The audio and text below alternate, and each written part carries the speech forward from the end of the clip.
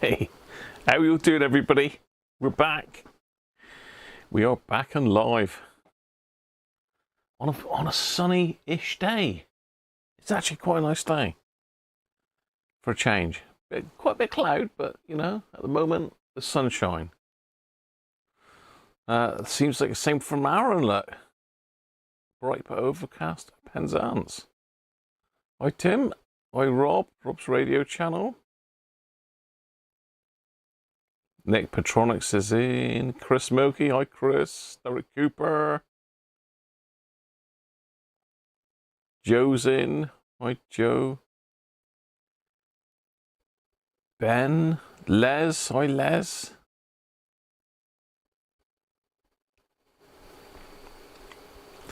Rob heads in. Hi Rob. This is Rob's radio. Well, it's going to be. It's mine at the moment. Still mine, Rob.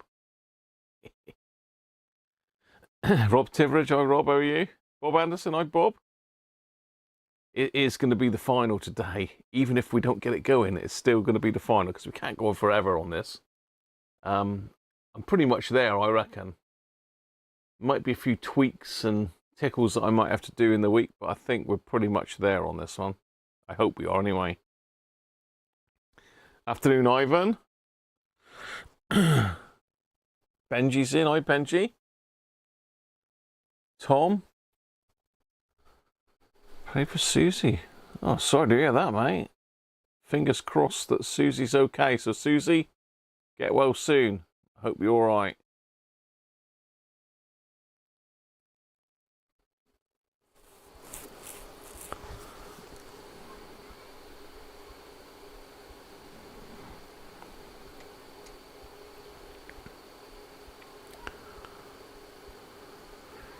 Hi, Chris. FM afternoon to you. Jim. Hi, Jim.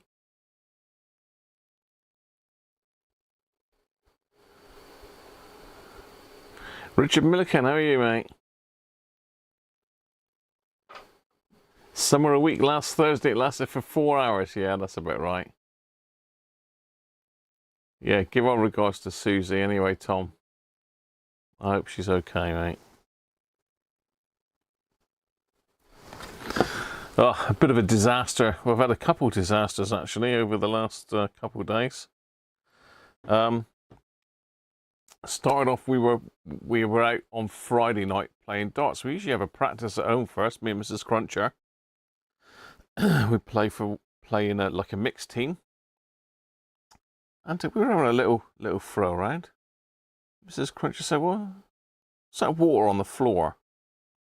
So let us, well, I don't know, it's nowhere near the dog's water. And, you know, maybe one of the dogs has had an accident there. But no, couldn't work that out.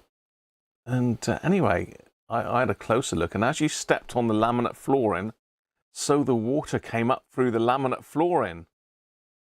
So anyway, cutting a long story short, it turns out there was a water leak in the boiler, and it was actually running. The water was running out the boiler. And of course, the boiler's hot, so it's hot water getting in, running out of the boiler, in under the laminate floor, and bubbling up like through all the joints of the laminate. It's wrecked the laminate, but it's old anyway. But that was disaster. I managed to, luckily I had a part. The back of one of the water stopcocks had fallen off, and it was coming out of that. So luckily I had one. I was able to isolate the water, suck all the water up with my wet and dry vacuum cleaner, courtesy of Liddell. And not courtesy, I had to pay for it. And managed to fit this part and stop the water leak, and that was the first disaster. And then Mrs. Cruncher had her works due on last night, Saturday night. Had a phone call to go and pick her up at 10:30, so off I went. Picked Mrs. Cruncher up. 11 o'clock, coming back. Had a blowout on the rear tyre. It's an absolute disaster. Managed to get it into a local, I mean, this is now gone 11 o'clock at night. Pulled into a local filling station, managed to get it in there. And they had some tyre weld So I thought you know, I couldn't find a jack, so I'm going to have to use the tire weld. So I bought this tire weld. It didn't do nothing. It was absolutely hammering out. I didn't realize how bad it was. So I thought, well, if I drive over where the puncture is and maybe seal it up with the weight of the car and get another can of the stuff and put that in, it might hold it. And sure enough, it did, you know, start pumping it up. So I thought I've got enough air in it maybe to get home, but we've got about 2 miles down the road and it just let go again. And we had to wait till, well, it's about 20 to 1 before the recovery truck came. And he turned up and he didn't have a jack. I mean, I've got a spare wheel, but I couldn't find a jack. I've got one of these like skinny wheels, like a get you home type wheel. I can't remember what they call it now. Space Saver, there you go. So got that, and he turns up, no jack. I said, well, a recovery that's coming out to a puncture and hasn't got a jack. I just couldn't believe it. But he started doing all sorts of weird things, trying to push plugs in this. It was actually a tear about 1 inch long. So he actually was shoving these things in it to try and stop it up. And I was just searching around in the boot for like the lock and wheel nut and that. And I sort of lifted the thing up, and we got like a dog protection on the back of the car. And there was a couple compartments in there. So I undone the compartment, and lo and behold, there's a bloody jack in it. So I could have changed the wheel myself like a couple hours prior. Anyway, yeah, so yeah, we've done that, put the Space Saver on and got home, but now I've still got to get this tire done, so hopefully that's going to get done tomorrow. But that's my 2 disasters anyway. I just thought I'd tell you that little story. Pain in the backside. So let me just catch up with the chat after my little rant. Afternoon, Anthony, how are you? Murat, how are you, mate, from Istanbul? We love you too, mate. Notice from Australia, welcome, Notice.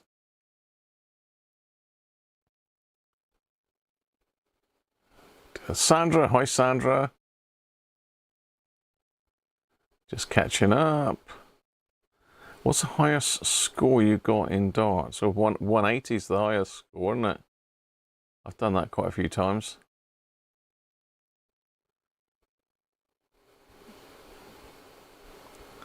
You like the cash register? What are you on about, Benji? I sold something. I see. So it comes in 3s. Yeah, don't say that. We might have another one to do. Hi, John. John Hood, how are you, mate?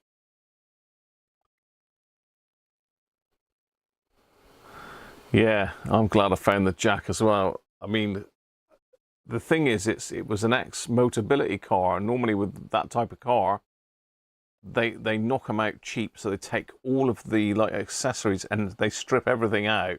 So all you've got normally is a tire and that's it. But luckily they'd left the warning triangle and the jack and some tools in there.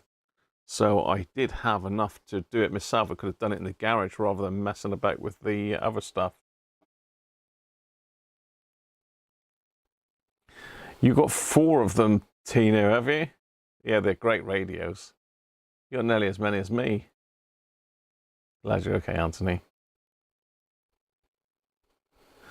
Isn't there a certain type of darts where you throw 4 darts per turn instead of 3? I don't think so, Aaron.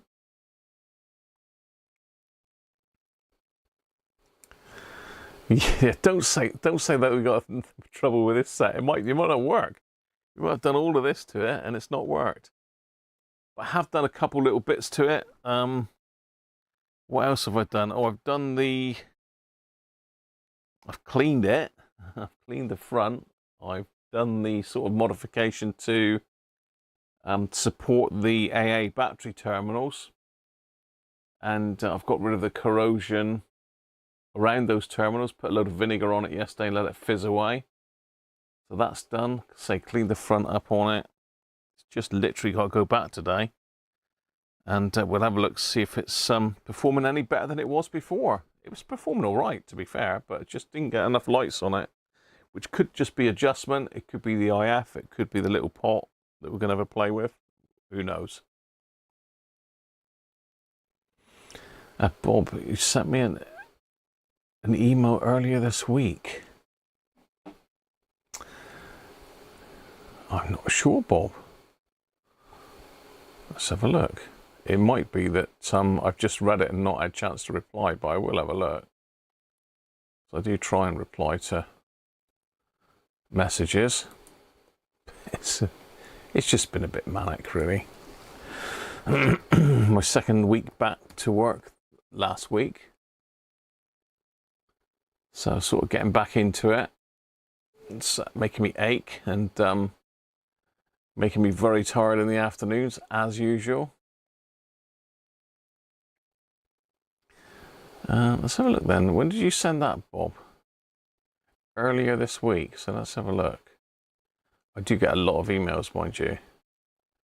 Earlier in July, last 7 days then. You've got to be in this then.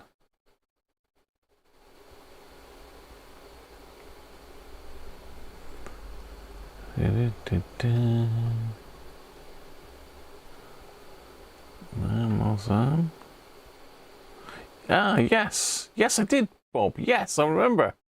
I did read it. You sent me some very nice pictures of a Saba. And you've done an amazing job on that, mate. Let's see, I wonder if I can download those pictures. We'll show everyone what you've been up to.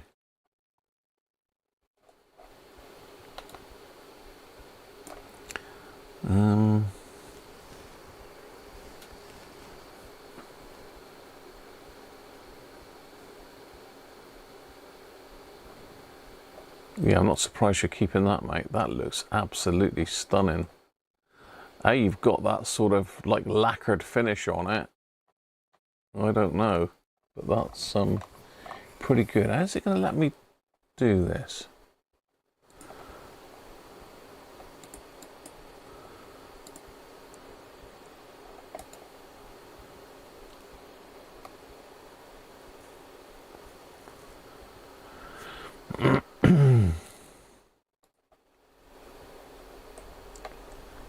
I think I can open the images in a new tab.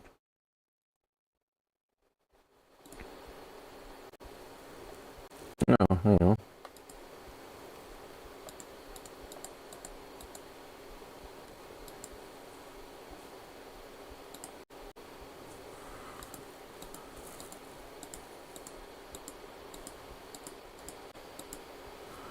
Yeah, okay.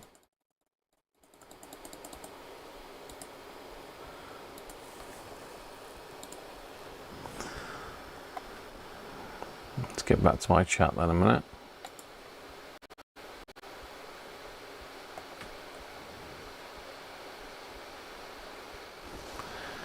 Third trouble radio goes into bin. Rob, how you doing, mate? No, I didn't get any commission for the flux, Rob. Unfortunately, John Darwin, how you doing, mate? May my frequency always be on point. I wish it was always on point. Chase the dragon, no. Back's still about the same, Joe, to be fair. I got 2 lots of physio next week, one on Monday and one on Wednesday, so I'm just hoping that just keep doing the exercise and that and it'll ease up. It's not at the moment. That's the problem with back to work, really. Yeah, it looks bloody brilliant. Anybody want to see Bob's radio, his Saba that he's restored? Hi, Badjo, how are you, mate? Good to see you.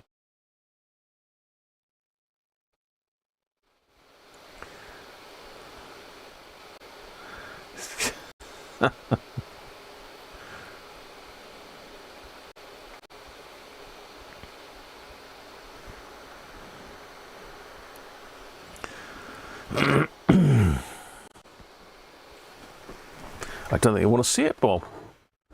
I have to pop a finger in while they're contemplating.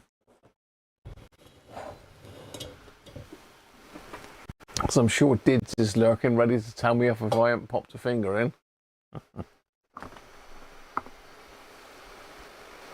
Yeah, good, Badjo, thank you. The usual dodgy back situation, all the rest of it, but can't be helped.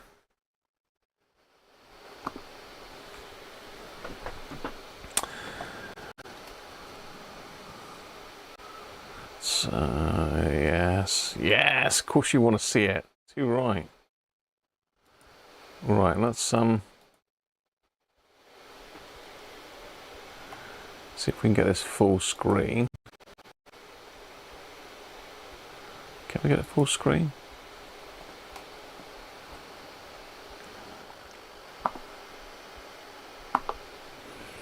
So this is a Bob's Saba. Now, I'll see if I can find out which one it is.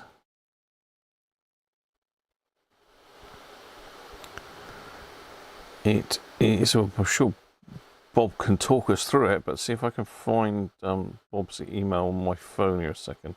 That's a Saba Fraudenstadt 9. I don't know if I pronounced that right. Fraudenstadt 9. So this is the before shots.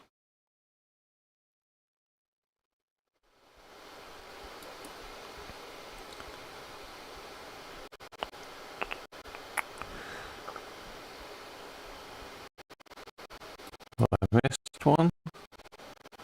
No, I think I missed one, have I? Yeah, there we are. I missed one. Oh, nice bit of rust on the chassis. I do like the speaker sap. Look at the speaker sap in that. Where is it? Where are you? Look at that. It's crazy, isn't it? So take it these are some sort of tweeter, are they? On the sides? Crazy.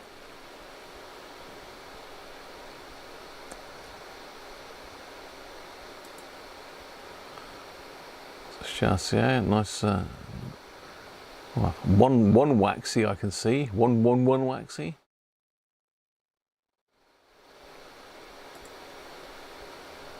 Oh, that's come up nice, isn't it? Look at that. How did you get the top of that chassis clean, Bob? That must have taken you a little while.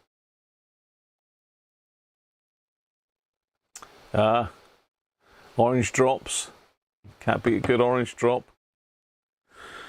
They don't look out of place, though, do they, really? Not that you're going to ever see inside the thing, really. I mean, look at that.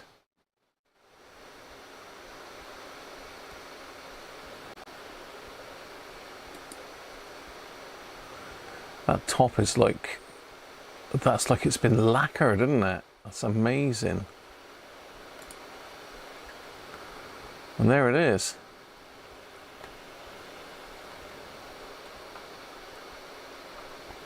That does look pretty stunning. I bet it sounds amazing as well, Bob, doesn't it? You're saying that you can't get an original grill cloth for it. I know there's someone in Australia, isn't there, that's selling grill cloth. I think they will even weave it to an original pattern if you can send it to them. I'm not sure who it is now, but I'm sure I've read it on one of the radio forums. I think I think they sell on eBay as well. It might have been eBay that I've seen it. But yeah, great job that is, Bob. Very nice. I can't get my screen off full now.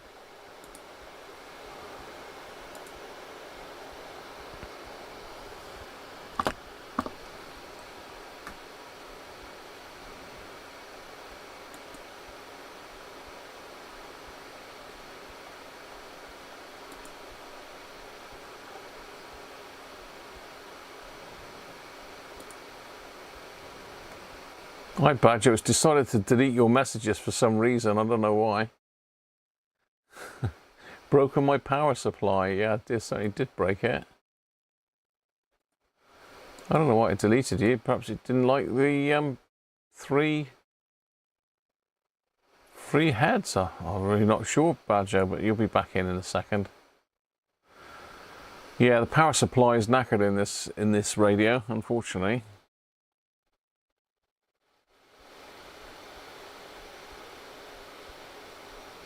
Fraudenstadt.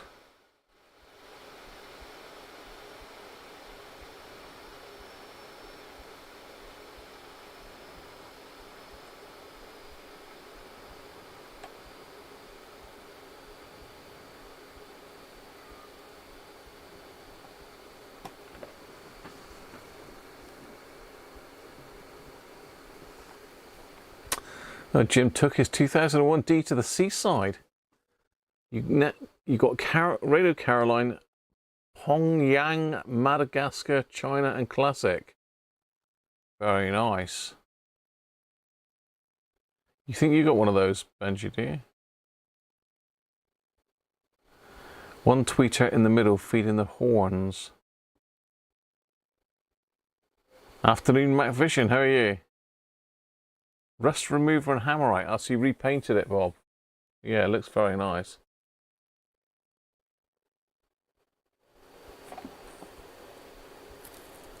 Fingers here, Dids. It's not gone in yet.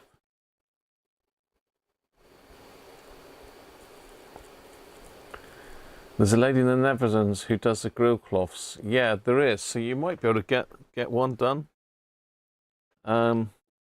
It's Netherlands, is it? I thought it was Australia, but I get confused.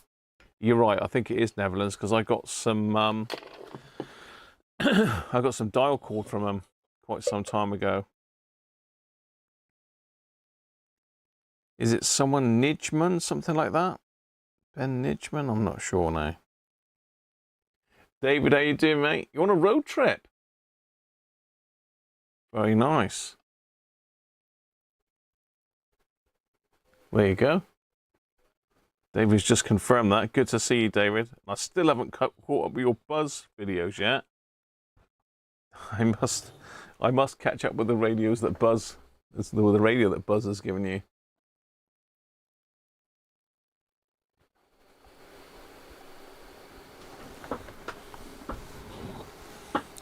Buzz is the one with the strange puppet, isn't he? It freaks me out a bit, them puppets, I gotta say. The old puppets freak me out a bit.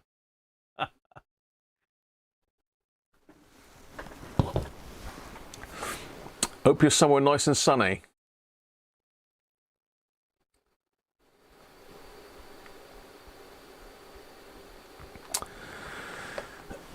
Right. What have we got to do to this then? I'm sort of racking my brain what's left. I did have a sort of plan, but that all goes out the window when you get cracked into recapping one of these things. It's an absolute nightmare. So many of them. So many of them. But I'm pretty sure that that is done. So we've got to put it back into its case. It might be that we're going to have to give the IF section a little tweak. I don't know yet. I'm hoping not. I don't like messing about with these. I have got the kit to do it, but my brain's not as good as it ought to be. So look at this. So we've got some nastiness to sort out here.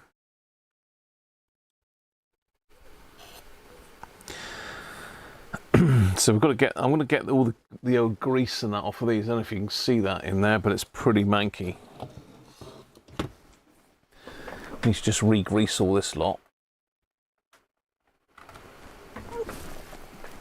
I'm not sure if I turn it around that way, you'll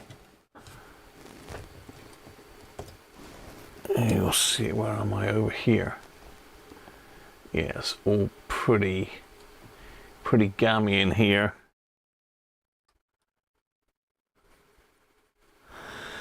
And the volume slider, again, that's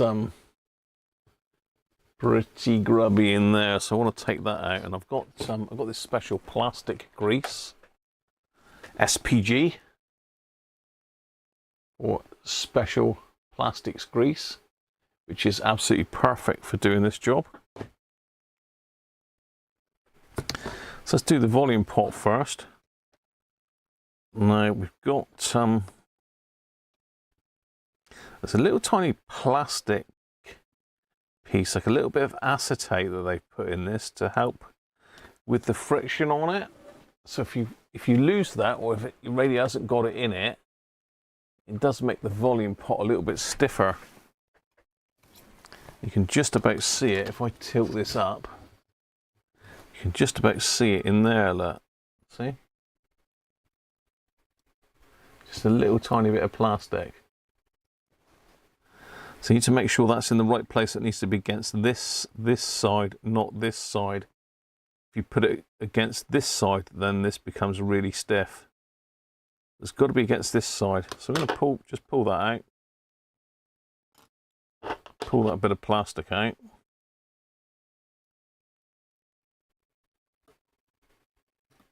And get back in there again now. We can give this a clean up then. Just with some isopropyl to get rid of the grease.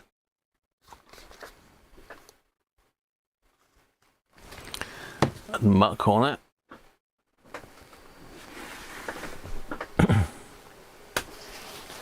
She's turned off the light. It's 0 degrees. Oh, bizarre afternoon, mate. How are you? How much would it cost to upgrade a 2001D? It depends on how far you want to go with it. I mean, I know, I don't know where you are, Notice, but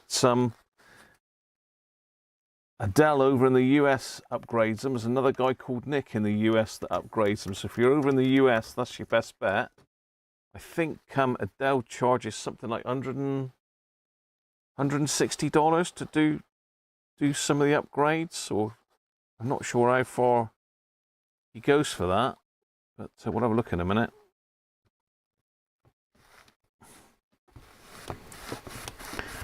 But I'm going to be similar sort of cost for that. It really depends how much you want doing. If you just want some of the mods doing and the caps and that, all right, because that's what takes the time is the caps. As you saw, we spent the whole live stream last week just doing the caps, and I think I must have done 5 hours just on the caps, plus a load of rabbiting and other nonsense, totally irrelevant things, as is usual. You got it the wrong way around, Bazaar, did you? Or you haven't got the little bit of stuff in it? Yeah, if your volume control's stiff, that's going to be probably the reason why. Either that little piece has been lost when you've been repairing it, or it's gone back the wrong side of the slider. So I'm just getting rid of the rest of the grease out of this.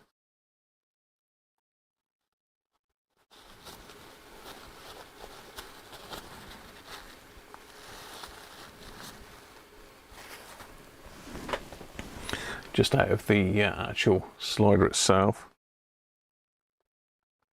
Let's put some nice fresh stuff in.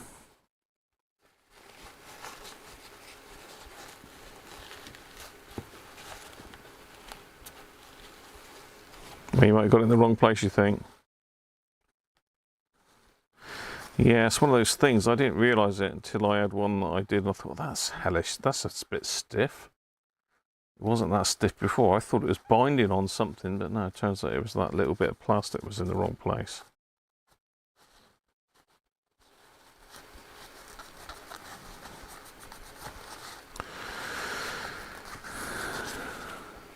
So I'm just going to give this a squirt with some switch cleaner a minute.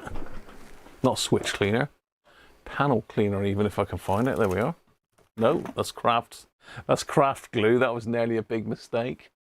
Where's my panel cleaner gone that John sent me then? Still got to get inside John's radio cassette and stick the what's his name back together. Right, let me find my panel cleaner. I must have left that. Now, I'm trying to think what I used that for last. It might be on the stairs. I tend to leave anything that I go downstairs with on the stairs. And yes, sure enough, there it is.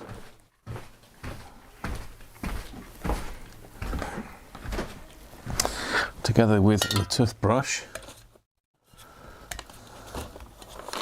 and some Pro Power foam cleaner, which will more than likely eat the paint off the thing.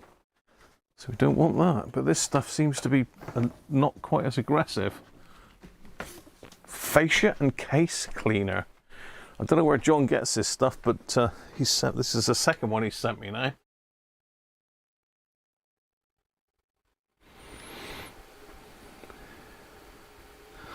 For air conditioning, it removes stubborn nicotine, grease and general grime. Finger marks from plastic and metal casework. Very good stuff.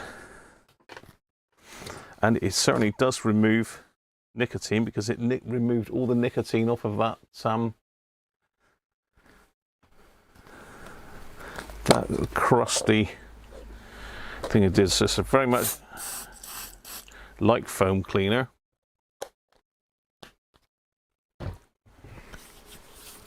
We'll let it sit for a minute. I don't know if Amazon do this stuff, but if they do, I'll stick a link in my description with all the other tools.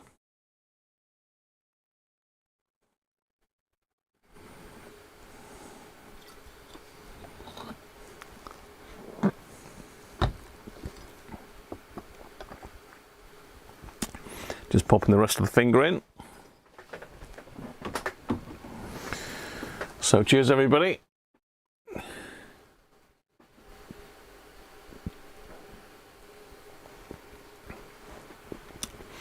It is a pain to remedy, and I've got to do that that nightmare thing. Am I what am I trying to say?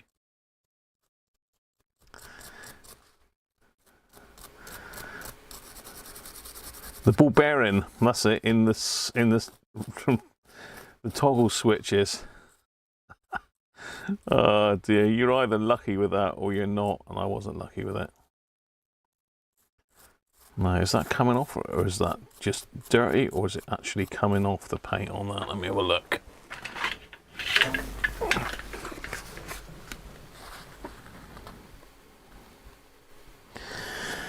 I think it's dirty.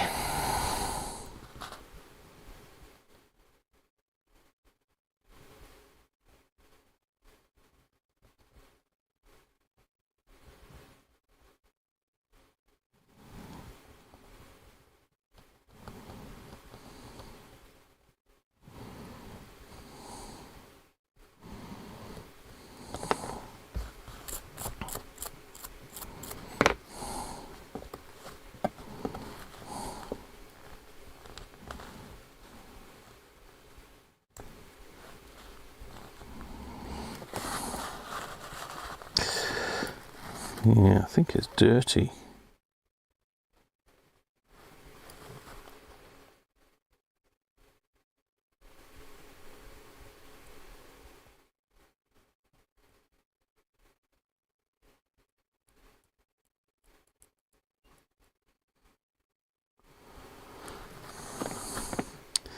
Yeah, dirt. Let's give that a bit of isopropyl, I think.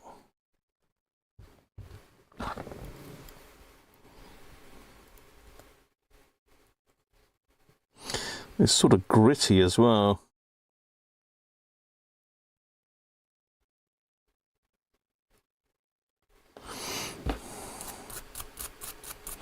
It's better.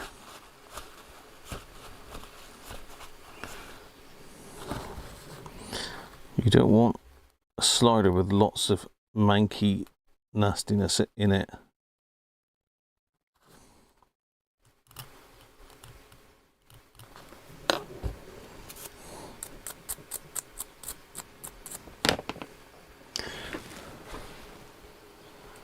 Done.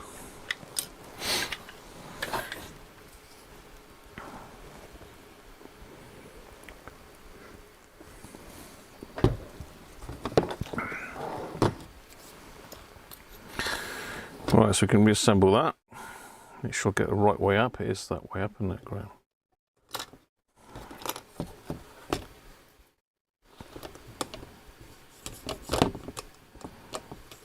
Yeah, we'll go the other way.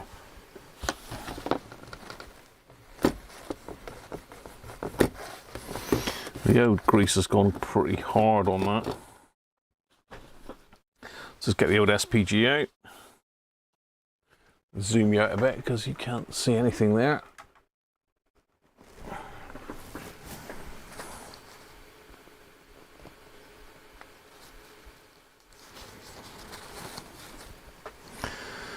I'll squirt a bit in there.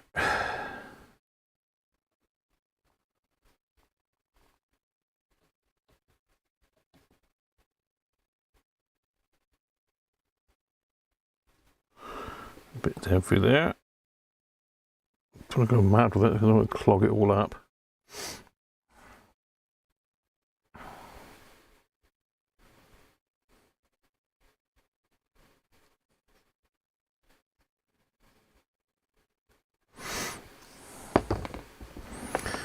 So let's get that bit of plastic. Put it back in there on the correct side.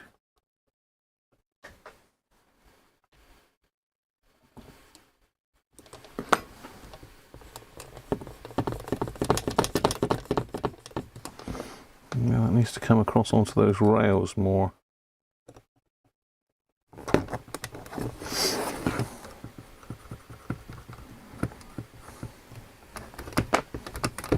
Oh, that is like gliding amazingly now. Just going to put a little bit.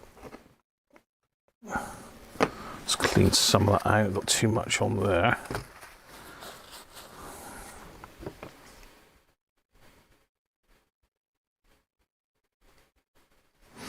Yeah, so it's gliding on these rails more than the inner bit.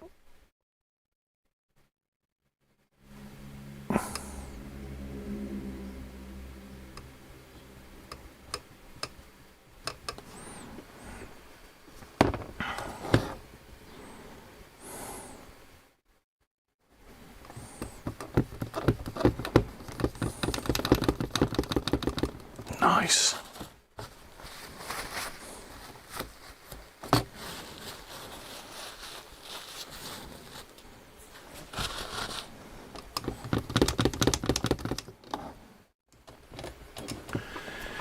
Very good.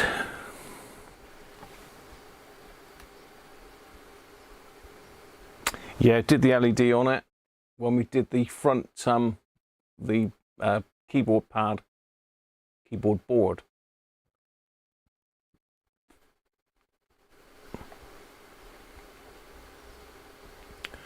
Joe Fanek, hi Joe. Jess is in, hi Jess. Atlantic 252 online again. Our Pirate FM's gone, is it? Oh no. Bud Boggy, how you doing, mate? From Niceville.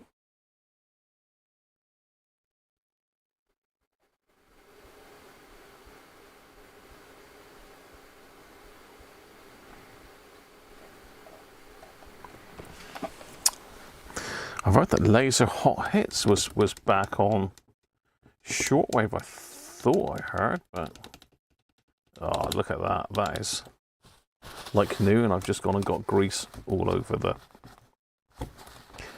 thing again. All over the knob.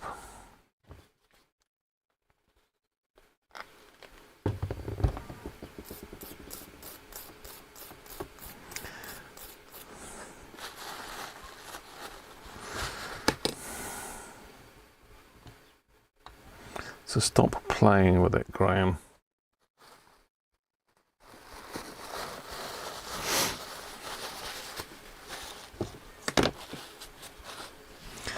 Get rid of those, because you can bet your life I'll try and clean something with that and I'll have a big smear of grease all over it.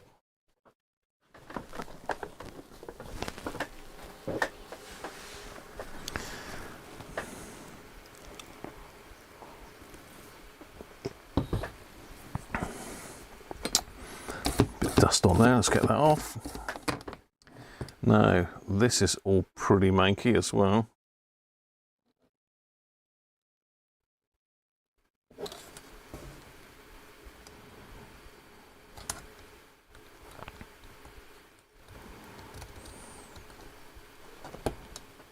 Will that come off?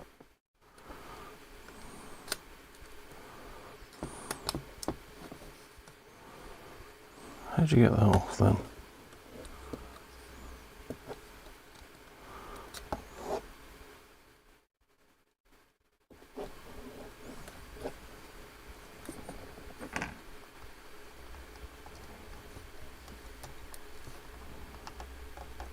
with great difficulty if you don't want to break it.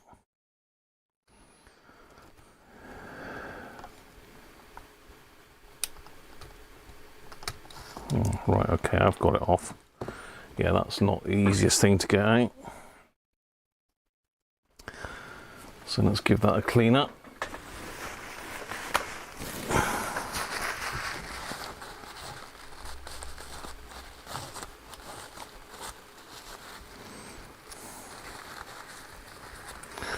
That, I believe, is the AM RF gain thingy.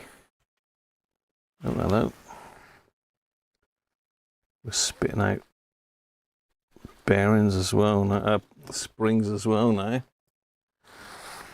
Oh, well, that was held. It must have just caught up in the top there.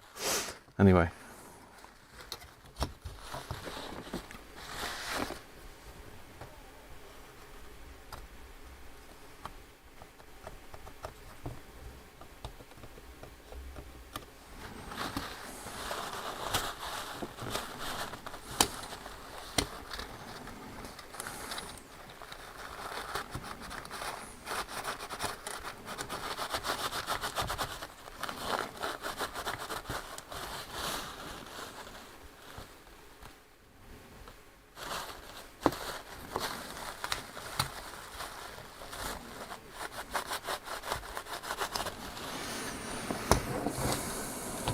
That's clean. Let's get all the gum off of this. I say there was no grease left on the slider really, it was just been contaminated with dust. I'm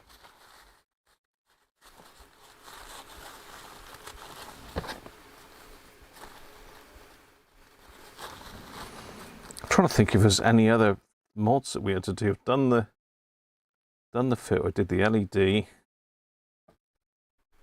done all the bipolar caps, bar one, as per Adele's kit.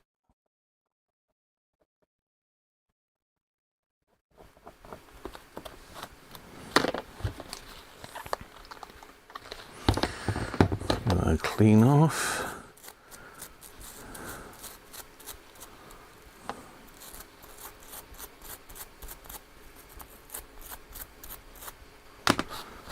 Nice.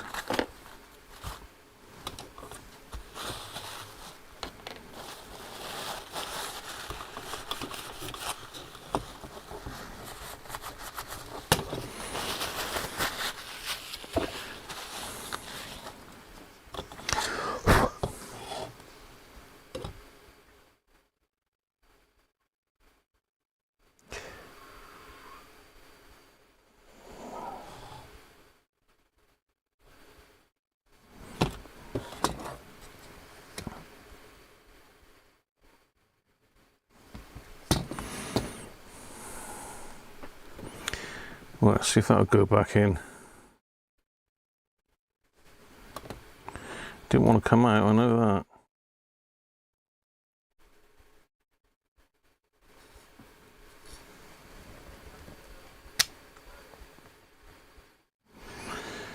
Yeah, sounds like we've got a kid's birthday party going on up the road.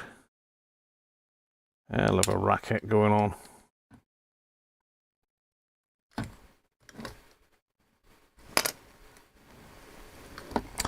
I've got to knock the volume. Oh, this is awkward to get back on. This is. Am I doing it the right? Yeah, definitely got to. Ah, there we are. Yeah, we're in. The volume slider decided to jump off again. Get the grease off my fingers.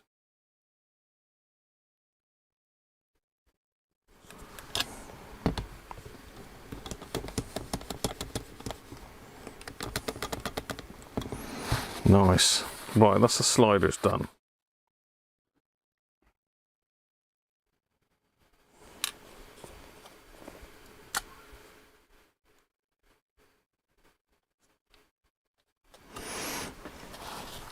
There's a bit of grease on the switch slider there, so we'll redo that.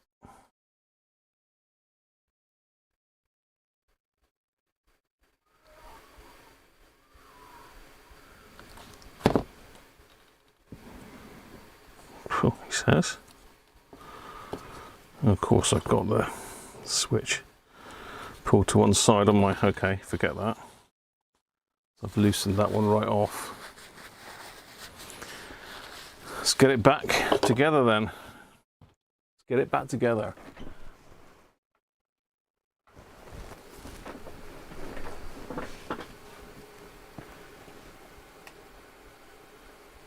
Is HF dead today?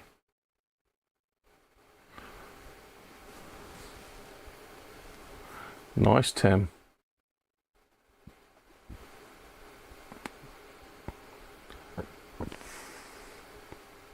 Martin, how you doing, mate?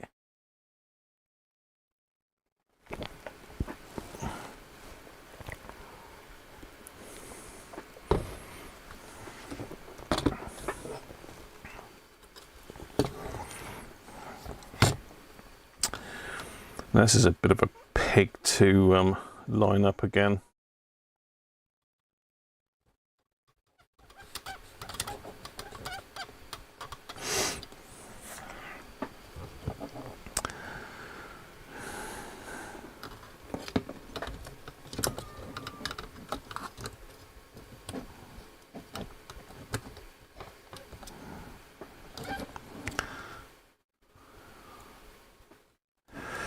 Actually, I've got to, let me try and think it, because I've got to solder it in, I've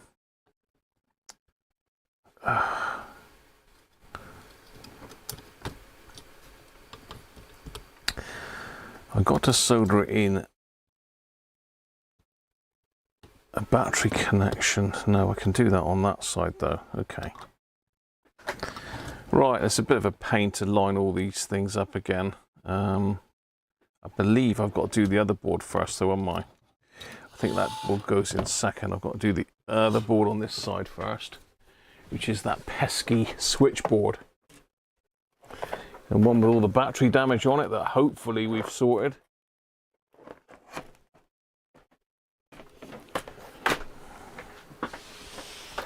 That was this one with the new LED in it.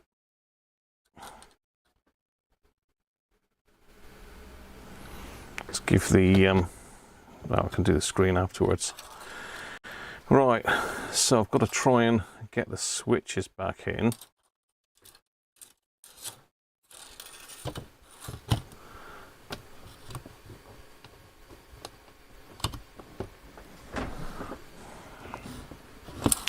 Now this has got this switch here, which is a pain in the neck. Ball bearing contacts.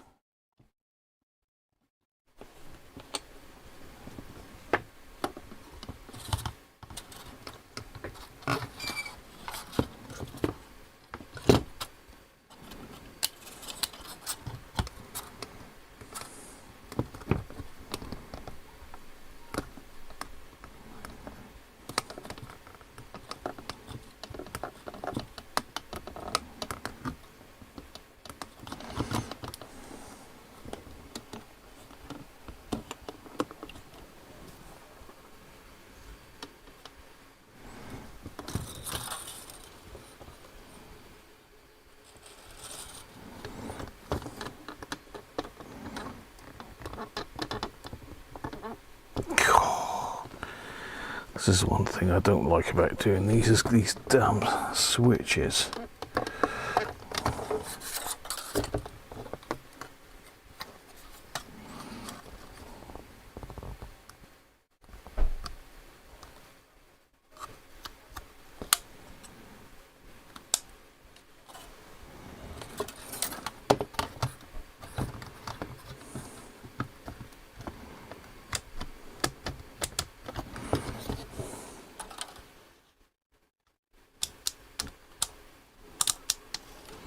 That one in.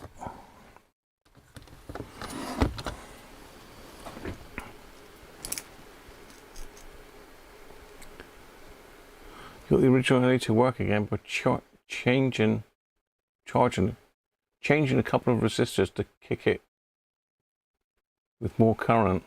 Yeah.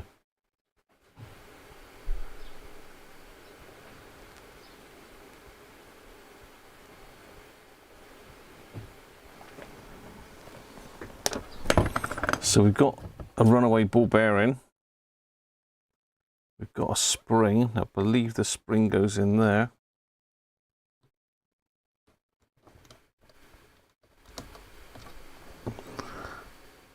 Switch.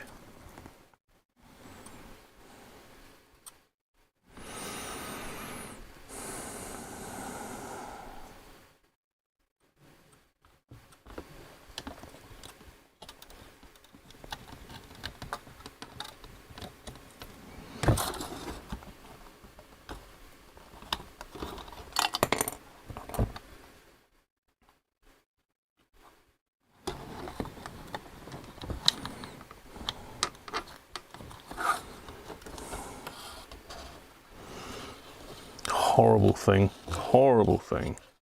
Forgot what a pain in the backside these were.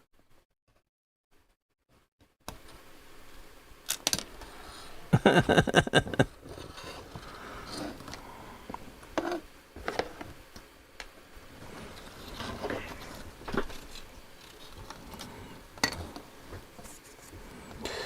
of grease on the end of that to hold the bearing in place.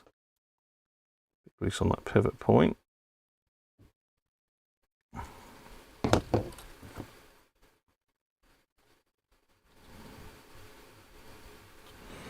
No, so it's got to be that way around.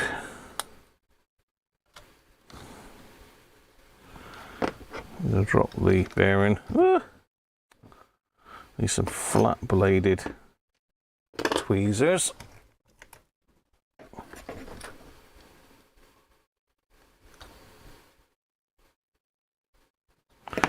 Drop the bearing onto there. I hate these. Let's take this side back out again. Normally I can sort of get away with doing these without taking these switches off. I sort of stumbled upon a way of doing it.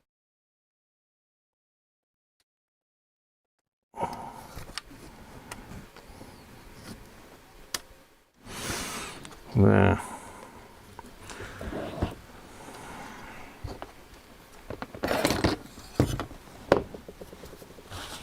It does say in the instructions be careful of them, but it doesn't tell you any sort of tricks as to how to do it without them becoming a pain in the backside.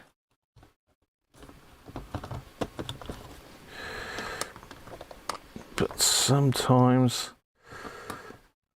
they go in like that. Is that gone?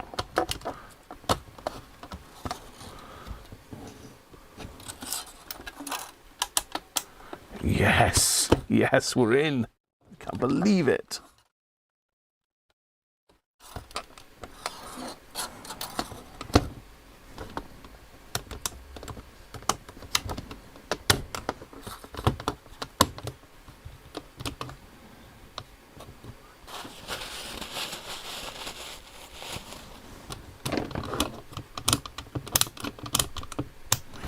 Now we did put a switch cleaner in these. I need to do that screw there up before that decides to jump out.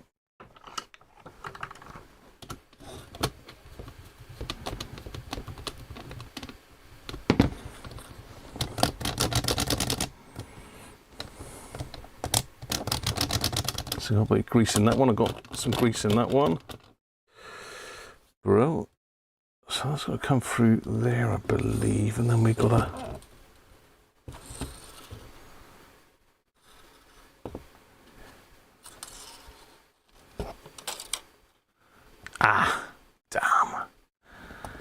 didn't go and put them lemons things on, did I?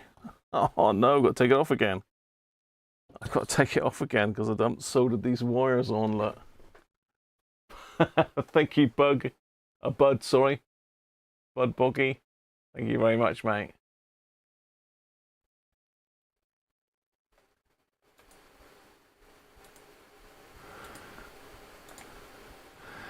It's doing some weird stuff.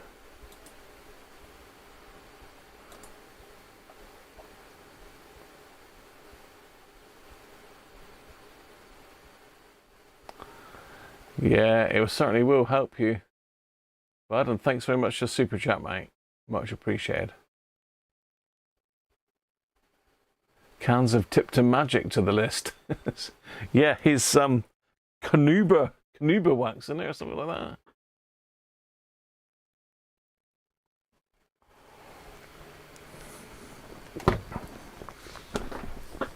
So all that effort to get that board back in, and I've got to take it off again because of a lovely user error. Now, will it play ball this time? Oh, it has. Shh, don't say anything in case it jumps out again. Stay. Can't believe that just come out that easily. Right, so we're going to connect these 3 wires up that I forgot to connect up just now. And I did take some pictures of these, so I must go back to that.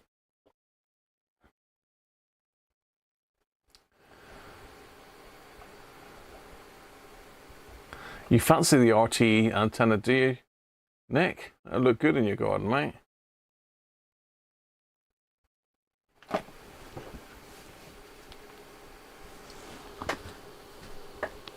Right, let's find.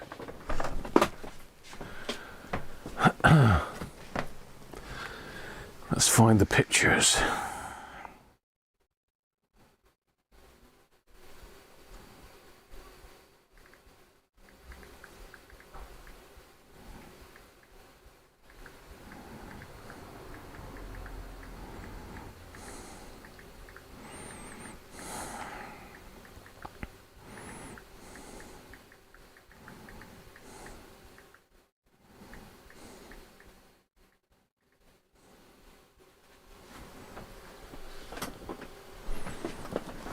That's my Mr. Mechanic Man has just said that he can do my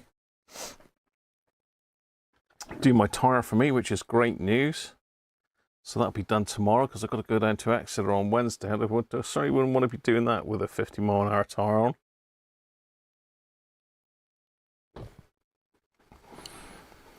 I don't think I'll be very popular on the dual carriageway at 50. In fact, the lorries will be overtaking me at that, wouldn't they?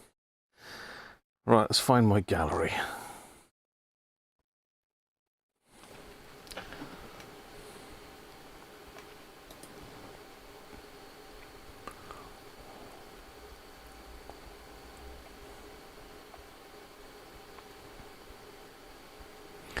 A camera woman would be nice, wouldn't it? Right, gallery. No, that's my password reset. No. I got the £3, what should we call it? The £3 radio done. The £3 R707 for Chris, all boxed up, ready to go tomorrow. Done a final video on it, which I'll put out at some stage. Just trying to find my pictures. That's R707. Hey?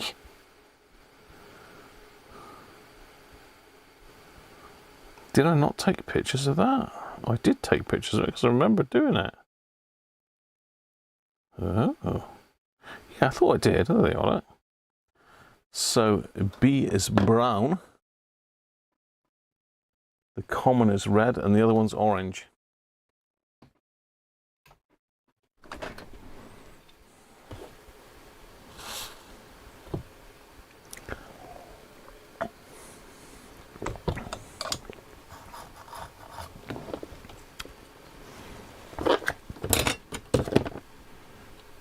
Let's put a little bit of flux on. There's plenty of solder on these pads, so I won't need any more.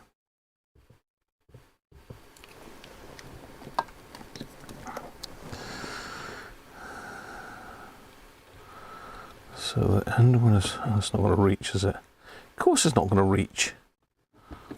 Why would it want to reach?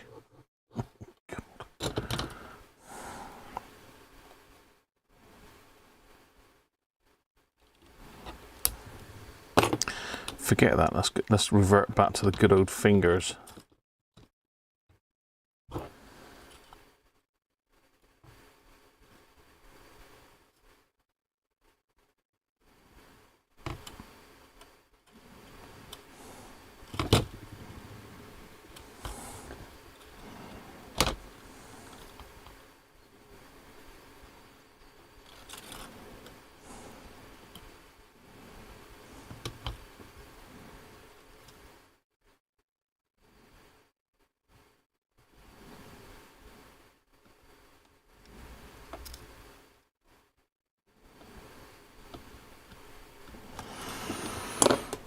Right.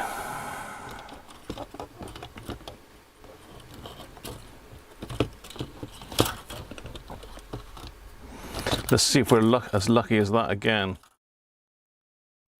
Feeling lucky?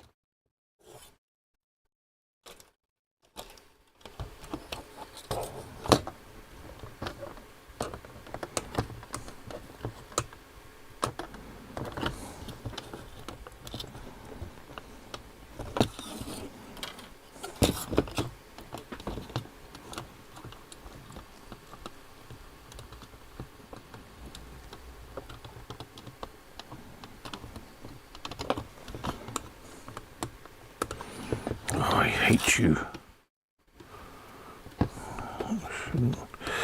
See, that went in so easy just now. Yeah, it won't go in. Oh, hang on. I spoke too soon. Did that just go in easily? Oh.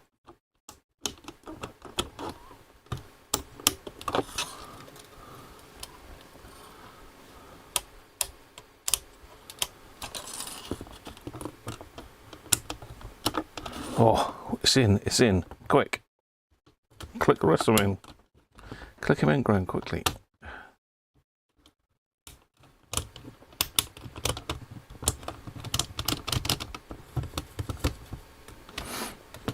The other thing in the past that I've done is forgot to put this piece back in before clipping this board in. Once you clip this board in, you cannot get that back in. So make sure you put that in before you click that in. Otherwise, you've got to take it all apart again. I know. Done it. Been there, done that. Got the badge. Right. I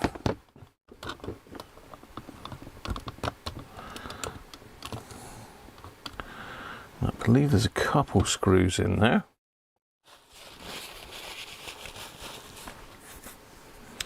Where's my massive tub of loveliness?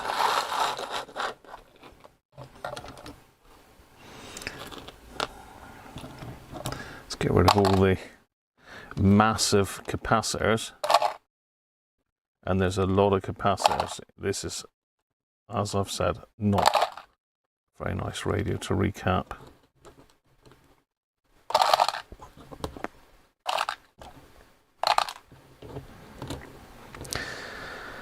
And they're probably all okay, but how long for? Who knows?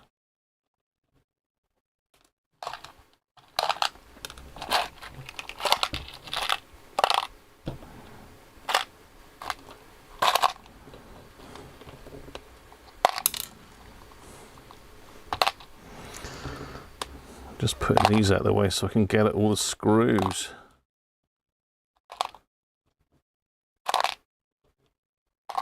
So yeah, that's all the capacitors in the thing. I mean, look at them all. There's loads of them.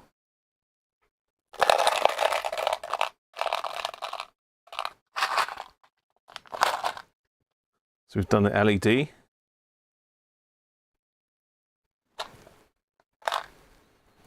We've done the two FETs, but there only appears to be one here. Both the FETs have been done, and also the wide filter we've done.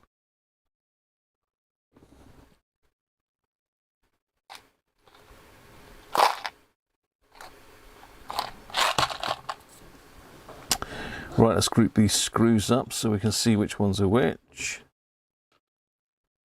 There's a couple of flat ones there because they go on the board.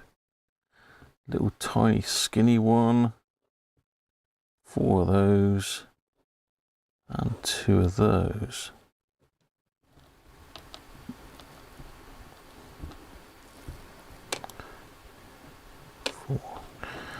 Now it's either these two, or it's the flat 2.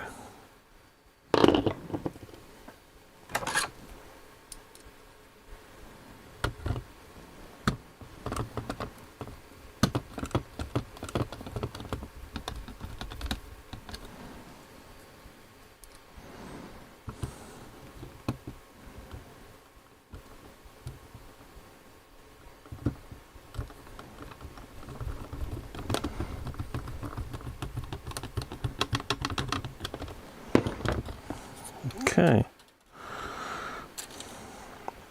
The other thing that you can make the mistake of is getting these underneath this plastic bit.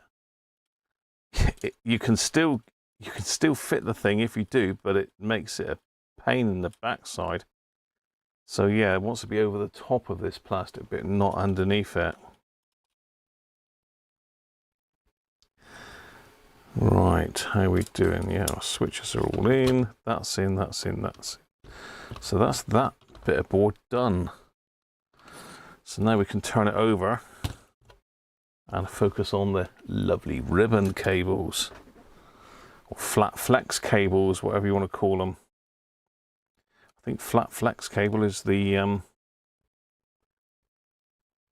name of choice. So what I think I'm going to do on this one to start with is I'm not going to fully assemble it, because it might be that we need to tweak something. It depends how it works. So at this stage, we don't know. So I'm trying to think to get our...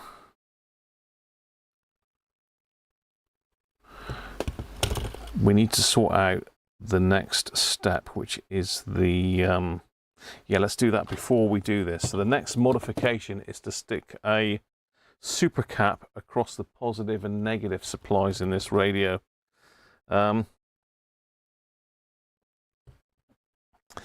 Just trying to think, because I think I can get to that after that board's back in, actually, because it does help when you're locating the super cap. Yeah, okay, so let's ignore that.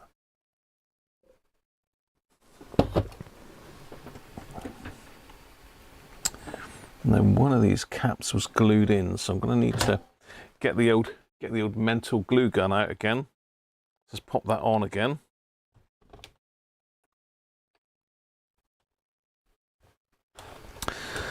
I just want to glue, because there's one of the caps down in here, in one of the VCOs or oscillators down here, that was actually glued to the side there. So I want to replicate that, as obviously to stop it moving around and causing drifting or oscillations. I don't know what it would cause, but it was done for a reason. So let's do the same, so to speak.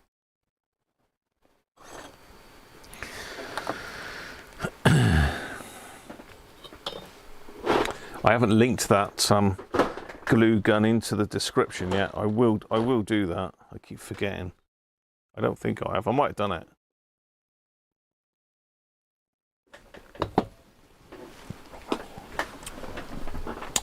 Glue gun and battery. Banana nap.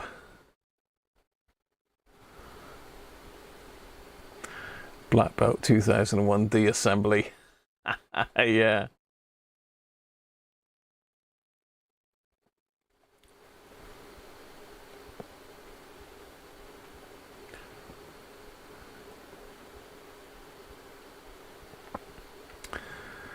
The RT mast was fouled on the 27th of July last year, was it?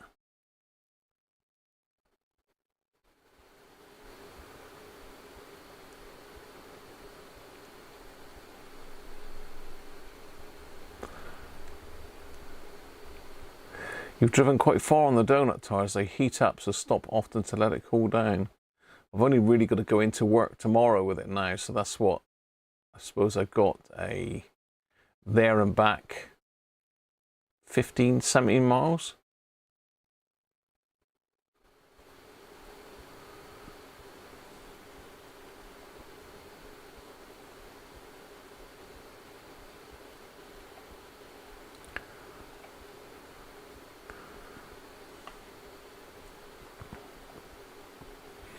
Yeah, it's a lot of caps. Mike, how you doing, mate? You recapped your SW1 not too long ago. Well done, Mike.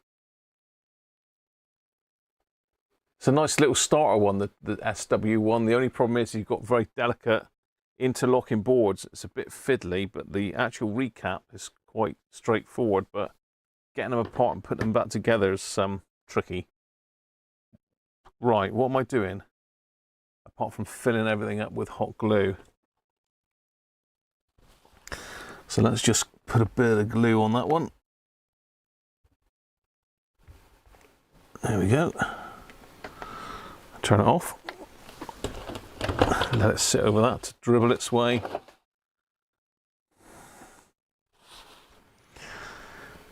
Yeah, that's a great glue gun. It's pretty good hot glue in that as well. I must see if I can get some more of that. I did look it up, but everything Bosch is expensive, isn't it? So yeah, I want to put the super cap in there. Now, which one do I use? Is it a 22.22 farad? Let me have a look. So we got 2001D mod list. Oh, I don't want that one open. Let's just open this one, because we can see straight away what's doing. So this is what I'm going to be doing. I need a 0.22 farad, 5.5 volts. So let me find one of those in a minute. I'm not sure what box they're in now. But basically what this does is it allows you to remove the AA batteries and replace them without losing all your memories, and it also stops that intermittent cutting off. Sometimes if you've not got a great battery connection, or they're not quite seated properly, they can intermittently turn on and off. This stops that because it holds the charge for quite some time actually.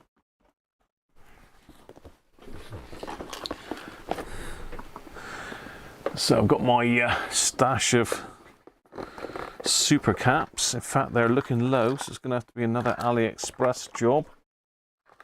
What have we got here? 0.22. Literally, we've only got 2 left. Look. So let's get that one done.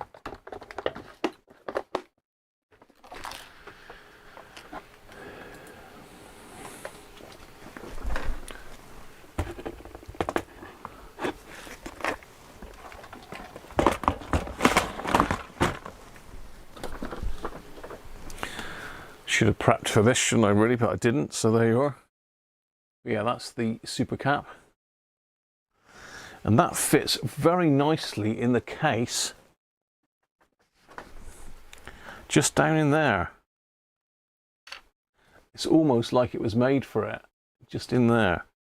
So again, we'll be deploying the hot glue again in a minute to stick that in there. You'll also notice that there's some white stuff appeared here, and that's one of the other mods I've done. It's epoxy putty. This terminal here is prone to snapping off, so you could put hot glue in there. That would probably pretty much hold it. But this is rock solid. That won't budge anywhere. You know, there's no flex in that whatsoever, whereas there is a bit of flex in hot glue. So that is a permanent fix. That'll never snap off. So that's why I do that.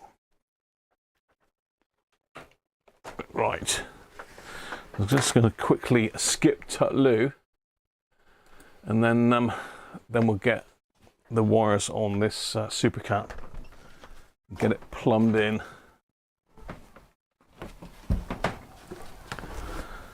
Whew. Yeah, it must be a kid's party up there somewhere. It's a hell of a racket. Oh, they're just noisy. Right, won't be a sec.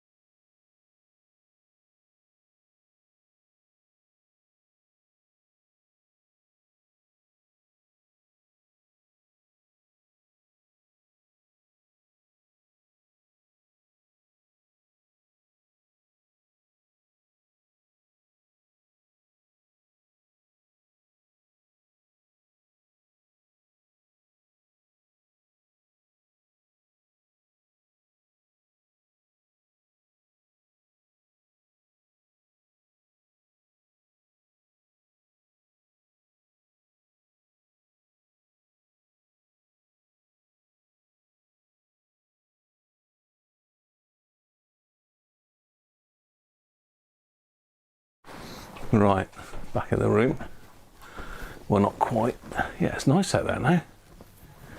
Really sunny. We've had a couple of horrible days. It's hot in the week though, a couple of days.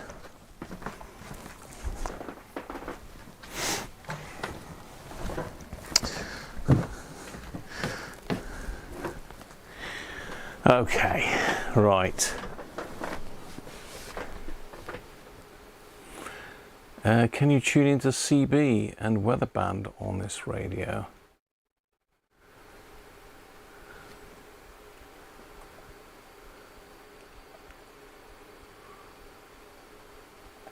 And my email, let me sort that out for you.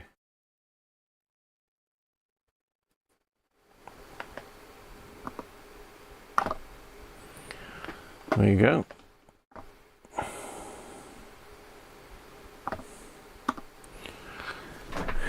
I've got rid of me chat now. Where's my chat gone? Come on, come back, chat. Back, chat.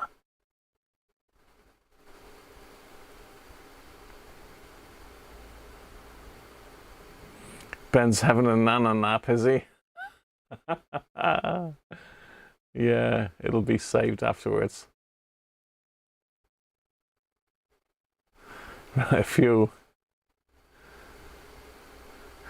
And a CB radio is 27 megs. No, you can tune into it, but it's going to be AM, not FM, Jess. So you need FM for 27 megs. Although technically there is AM CB radio, so you could, if someone was transmitting on AM, you could in theory hear them on it. Weather, I'm not sure. Again, if that's FM, then the answer is no. This goes up to 30 megs AM, I believe.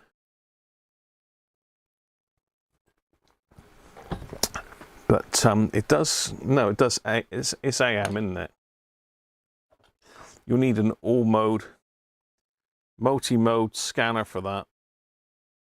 So you want something like a Upatera would be very nice. That would be able to listen to it all. They're starting to get a bit expensive, aren't they? Well, anyway, let's stop waffling, Graham. Stop waffling. So that's my address there for you. Notice a throne break.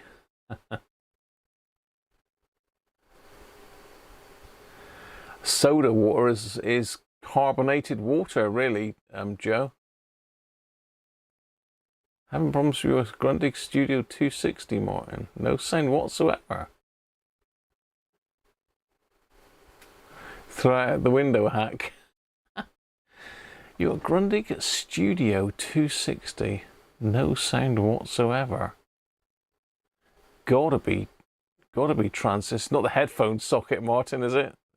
It's not the headphone socket, mate, is it? Or one of the other sockets, tape socket, something like that. I bet it's something like that.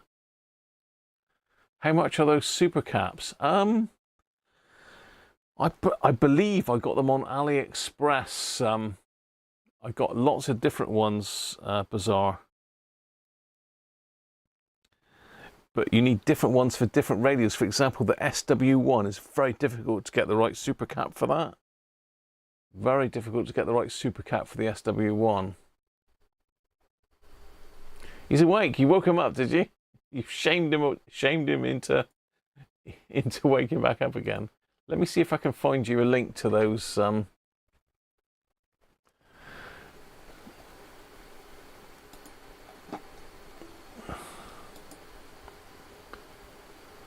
my information's protected. What do you mean it's protected? I just want to sign in.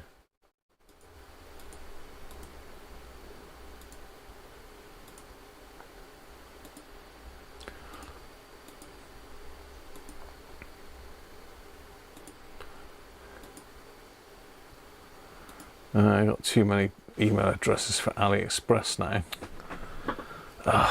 Where's my password manager?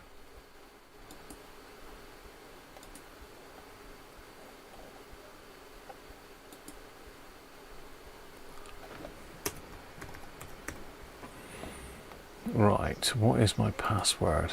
Yeah, okay. Okay. Right, so it's that. Okay. Wrong email.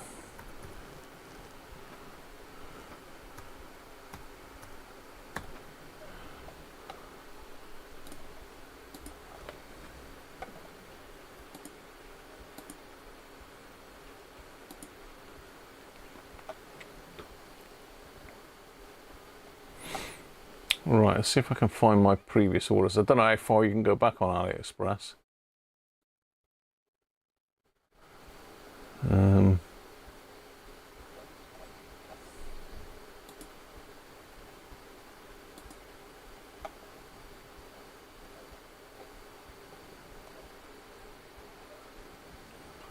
Here we go. Here we go.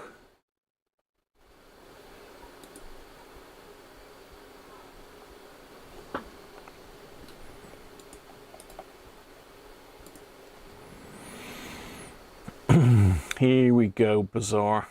We'll sort you out. If I pop the link in the bottom there.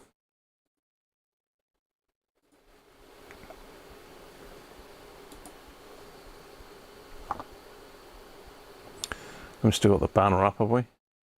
No.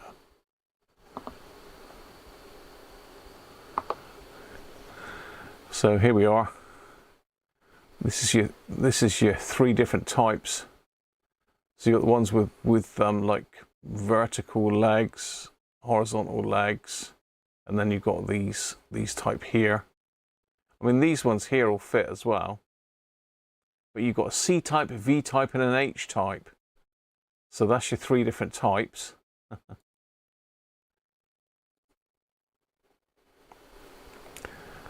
So you want the C type and the H type.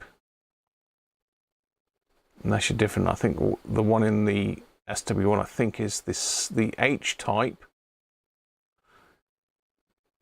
I think that's the H type 0.47, I believe. But this one I'm using a V type 0.22. Look. So hopefully that's helped.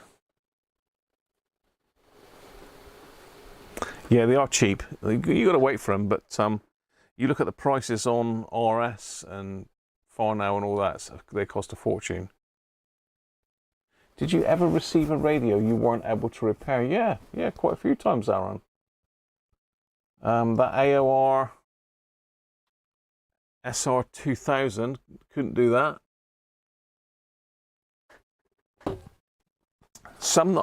There are certainly some that I've put to one side that need revisiting. I've got some Clint's SW55, which still I've repaired it, but it's not 100%.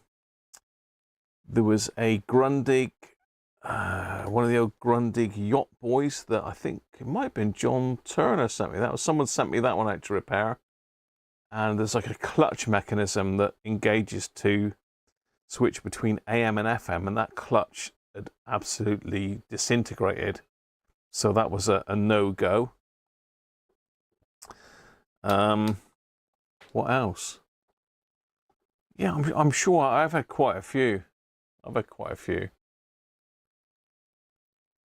Where'd you get Super Cap for SW7600? I've just shown you the link to that, Rob, didn't I? Fully alert now, Ben. Excellent. You're welcome, Bazaar. Right, let's crack on and get this done then. So we want some wire. It doesn't need. It's not high drain or anything like that. So we can just use some solid hookup wire. Hopefully, if I can find some. We need those that are trying to fall on me anyway.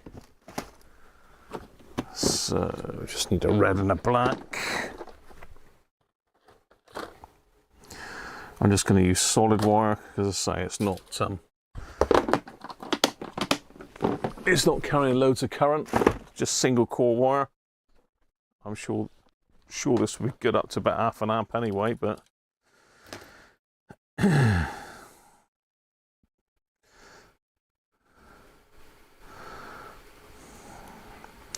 So did any of you join the medium wave circle last week? I actually decided to bite the bullet because of the information they provided, and not only have the disc or the download, but I also did 2 years membership with them. Thanks to you chaps as well, because I bought it out of my PayPal stash, which is where the PayPal donations go, and Patreon. Memberships go through YouTube, and that comes out with like all the ad revenue.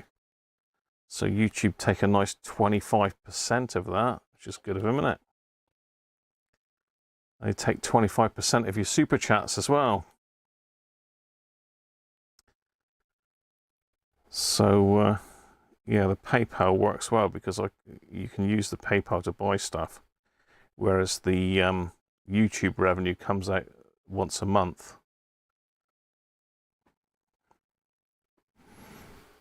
Okay, there we go. Right, so we've got to join these. We've got to make sure we get the right one. So that's the negative, that's the positive. The positive's the longest wire, so we need to cut that one off about there.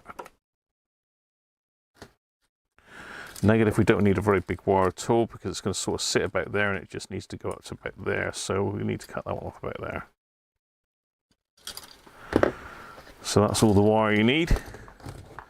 Just 2 little bits.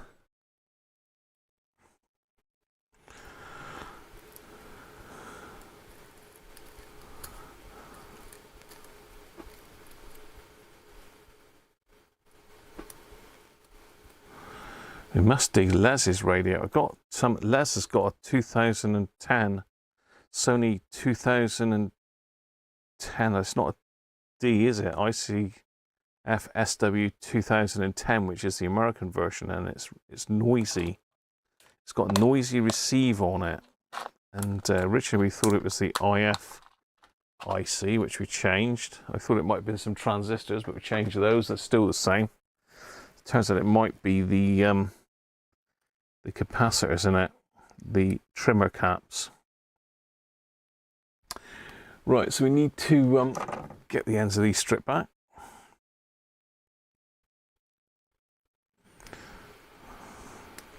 And what I tend to do is use my little screwdriver and just put a little little twirly on the end. I've got to strip it back a bit further than that. Just put a little twirly on the end. Come on. Ow, ow, ow. Let's do it with these.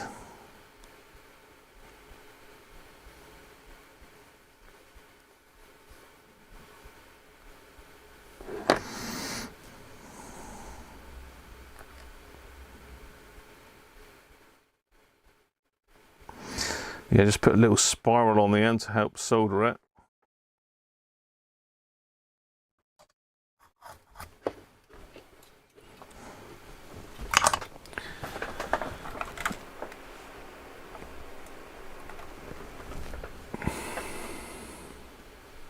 From Australia. Very nice. Okay, no worries, notice.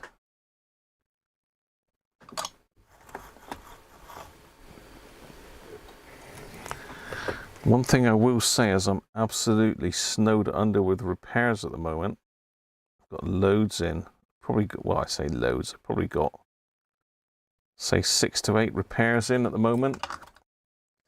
Bearing in mind, I can only really do them on a Friday or a Saturday. So what I do is I bend the wire up like that, and then all I'm going to do is drop some heat shrink down to cover the pin and the wire. I'll snip that pin off. Let's do the other one as well.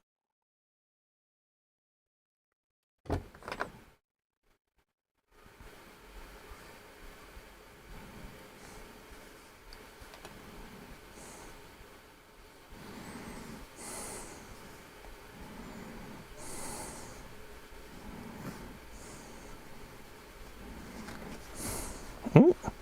These little jeweler's pliers are very handy as well. I don't know if anybody's ever used any of those. But they're very, they've got like round tips on them. Is it going to focus? You've got like round tips on them, so they're very good for bending things, for intricate bending.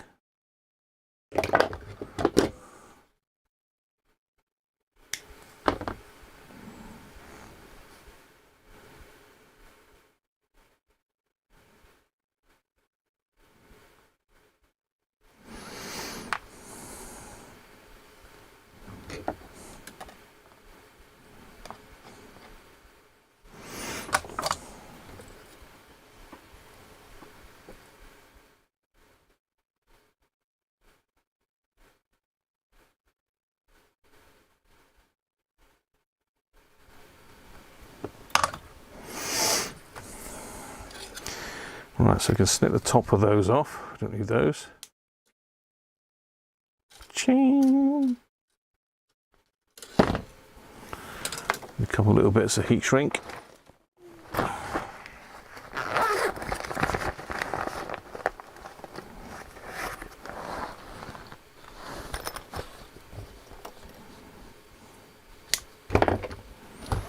Will that fit over?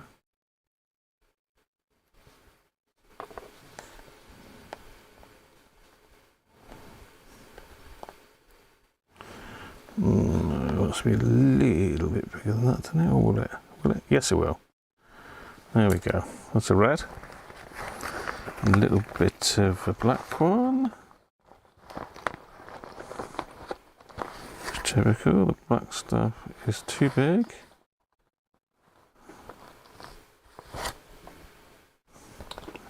Too big or too small. Now somewhere I've got another stash of heat shrink. I believe it's here. Oh, yeah. There we go. That's the one that I want. Ooh, ooh, ooh.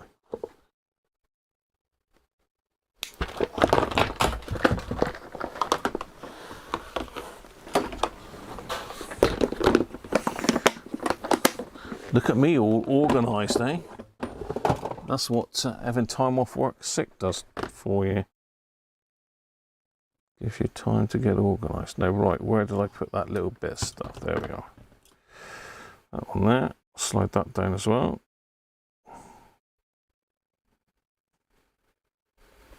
Let's pop the hot air on.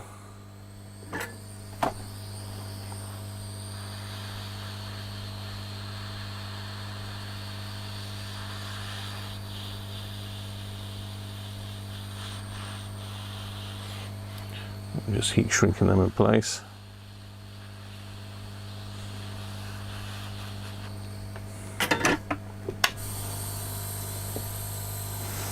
That's it, ready to go.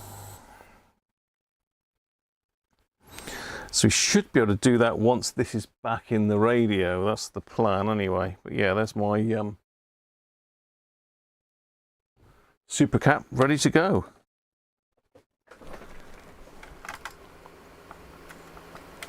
So let us continue. Forgot about that. I should have done that earlier, really. Incidentally, that epoxy putty that I used is this stuff here, this Unibond stuff. So you just cut off a little tiny piece and you squidge it together in your fingers to mix the two elements. It's like a sausage with a center. It's like a Swiss roll, I suppose. So you cut a piece off and you rub it all together.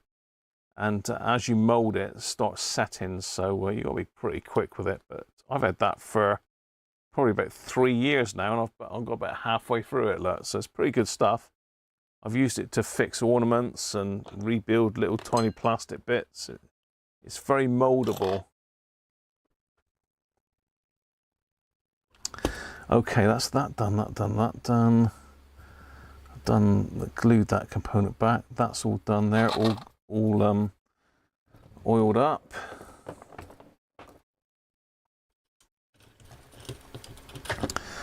So we need to connect that. Let's do these first. So this is the horrible bit on these radios. It's these flex cables. Well, that seems to go in too easily. There's a little bit of resistance when you push them in, so if you push them in and you haven't got that resistance, then they're not in far enough. That one's in plenty. And the second one.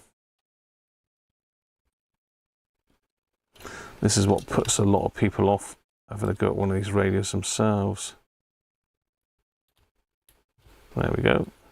Bit of resistance and we're in.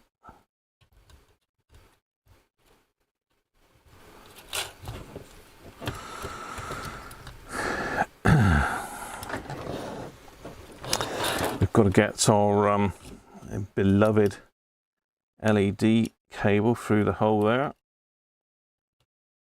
Again, you need to make sure that's pulled right the way through.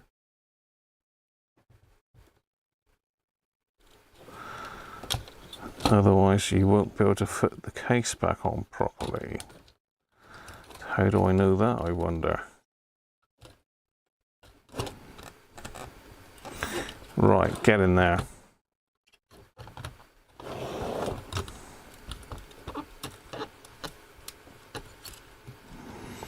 Now, strangely, I believe these blue cables go this side of that. They drop down. They sort of travel through here.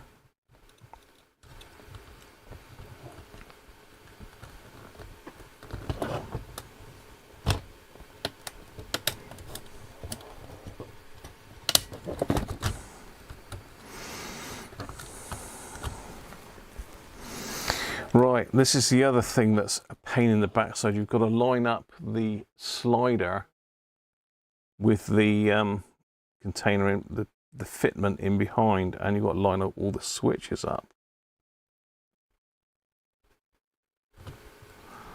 So let's go down to the bottom on all of them.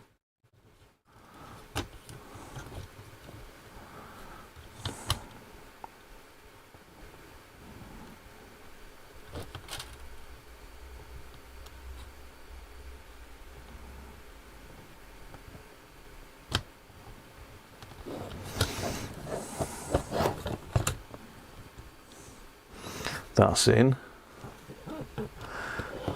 Crucial.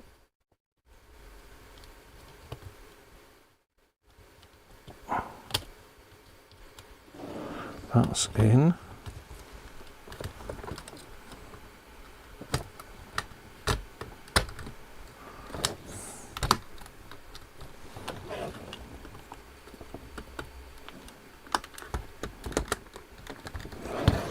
Right, have we got everything?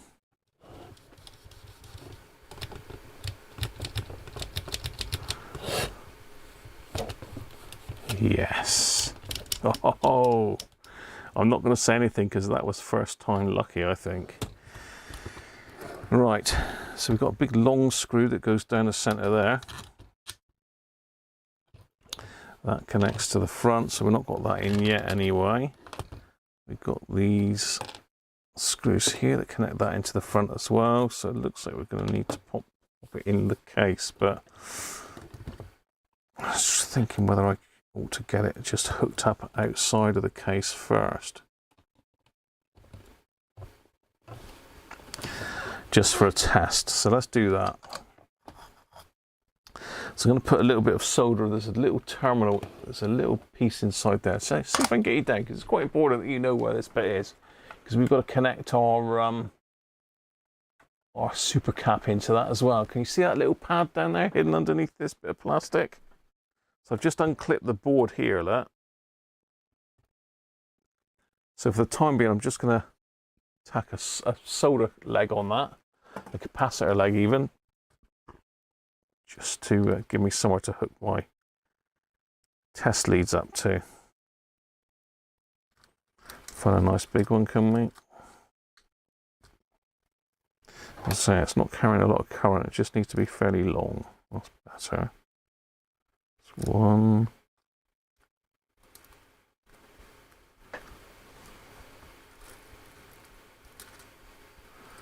There's all the nice long solder legs when you want them. No.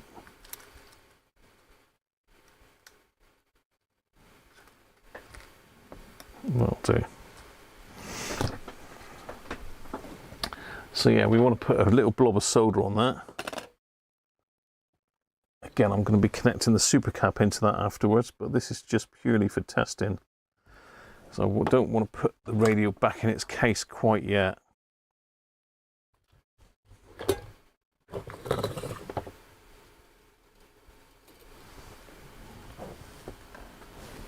You can't see what I'm up to there, can you? Ideally, you want to do this before, really, but stop that.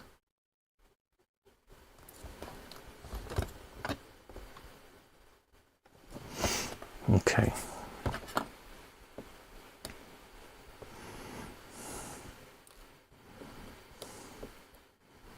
Let's use the forceps for that.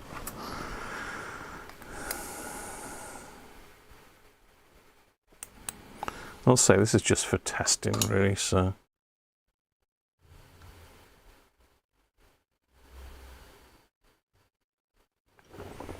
There's one. And the other one just goes on the positive terminal here. So that means I can run my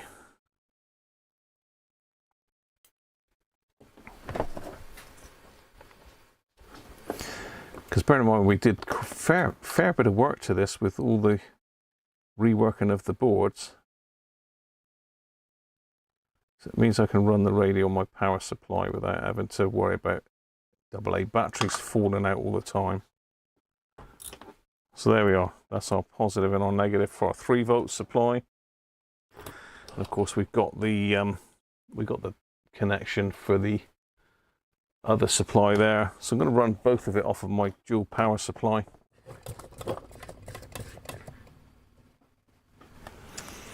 Let me have a look then. So let's set that. And is it center pin positive or negative? I think it's negative on these, isn't it?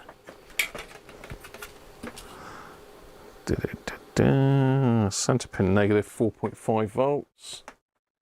So I need to set my power supply up. Let's see if I can get to my power supply.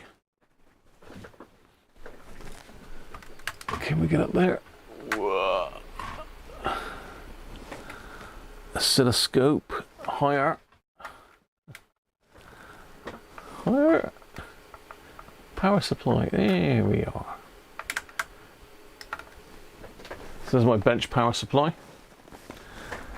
I don't think I'm connected to anything at the moment. Always make sure you're not. I've done this a few times. So I've got 2 leads set up here. So this one's going to be my 4.5 volts.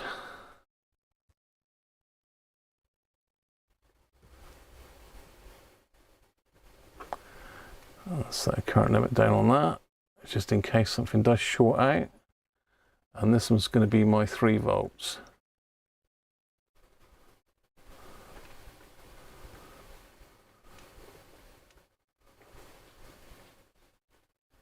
Come on, 3. Doesn't matter if it's a little bit over or this is out because they've got voltage regulators in them anyway.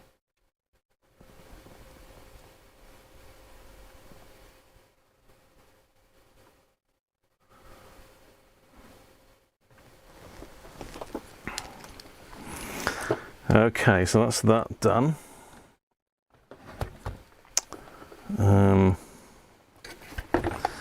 What else do I need to do? So that's the bench supply setup, and you notice I've got my negative lead in the positive hole there, so that means that it's going to be center pin negative. Just to offset my leads up, really. Give it down onto the bench. Because we've got to put our little LED fairy light board in, we need the membrane.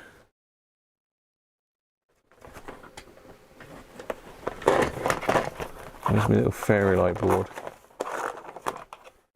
Fairy lights, there we go.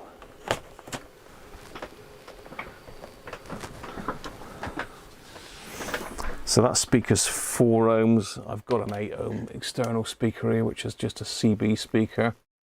It works fine for testing. So that'll be deployed there. So we need to connect this one back in. It goes on the wires here.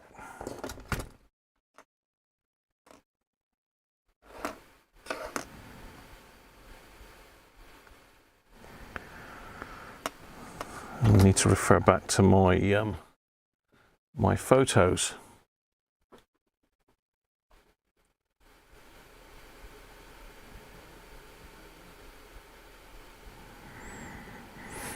Thank you very much for the PayPal tips as well, everybody. Ben and Sandra, I think Paul.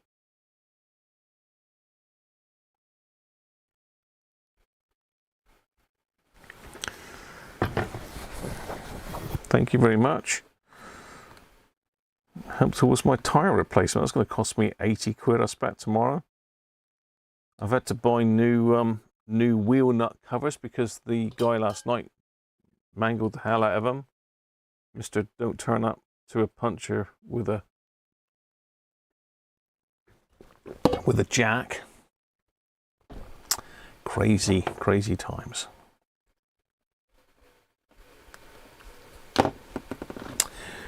Right, let's get to grips with this then. That's that one. So, brown, red, orange, yellow, green.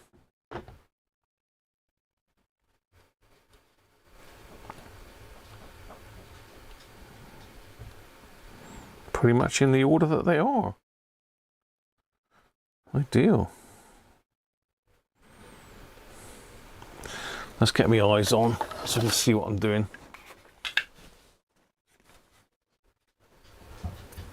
Tweezers.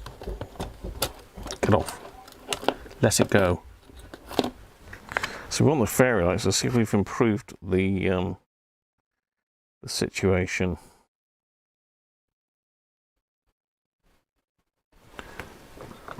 That's all tangled in my soldering iron now.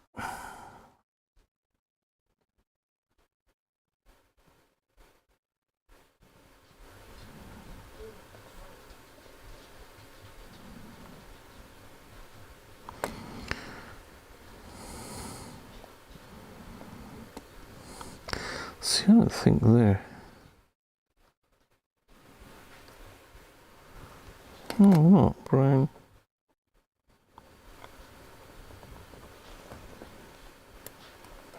It's one way to get your fairy lights lighting up better, isn't it?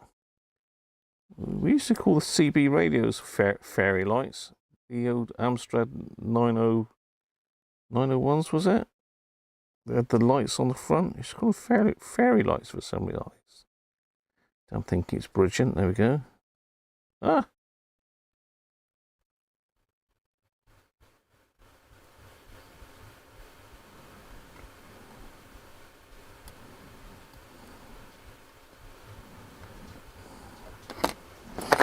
Tell you what, it's easier to just do them with your hands, isn't it?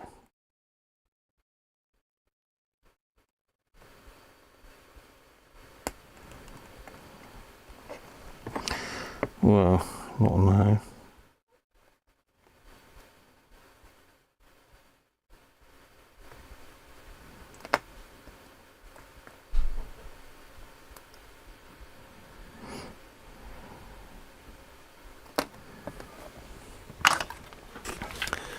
There we go. Fairy lights on. Now we've got some greasy finger marks on there. Nice Graham. Let's get them off before we stick the membrane on.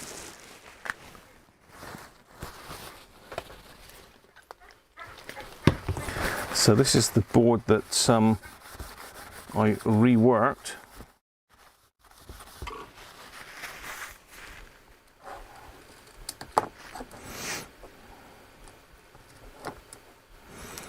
I haven't reconnected the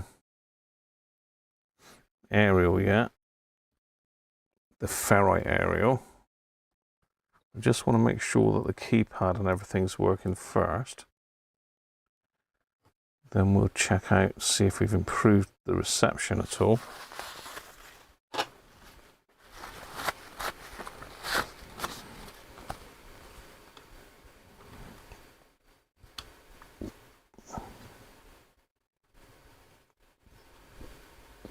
Now these can be a pain in the backside to push back in as well.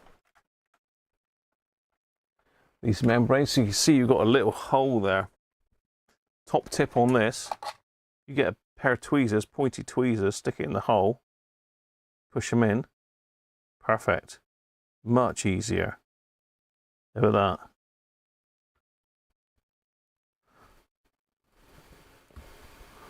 Some of them are going okay, these edge ones don't. I've soldered right over the top of that one, but he's fine. Gone in. That one we've got black stuff. We've got the old graphite in there.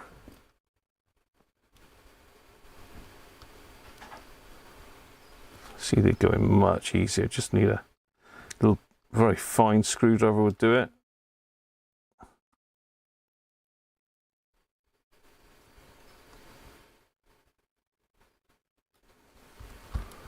You can tell I've done a few, can't you? And they're pretty solid. Right, okay, let's have a think then. What have we got? What do we need? Let's get an external antenna over. Airband's the other thing we need to test. How are we going to test that, Graham? How are we going to test airband? Now, I have got a dedicated airband aerial here somewhere. Let me get that sorted as well then, or is it connected into something at the moment? Yeah, it's connected into there at the moment. Let's just unhook that one. How much length have we got on it? Not a lot. Not a lot.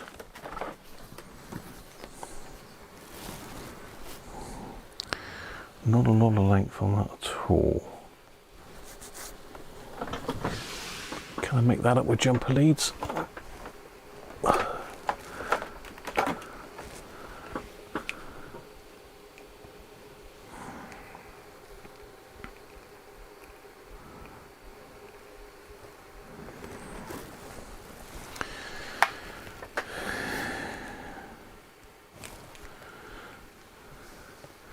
Trying to think how I'm going to connect that up, because it's on one of these jumpers here, so let's zoom you out a bit. I'll worry about that in a minute. Let's see if it works first. So let's stick our CB speaker in. This is a shame, they've got all the same jack plugs. Exactly the same jack plugs, so you need to grab the case to work out which one's which here. So it goes, so that's our switch, so that's that way up. So we've got DC, which we know. Earphone, this is the green one.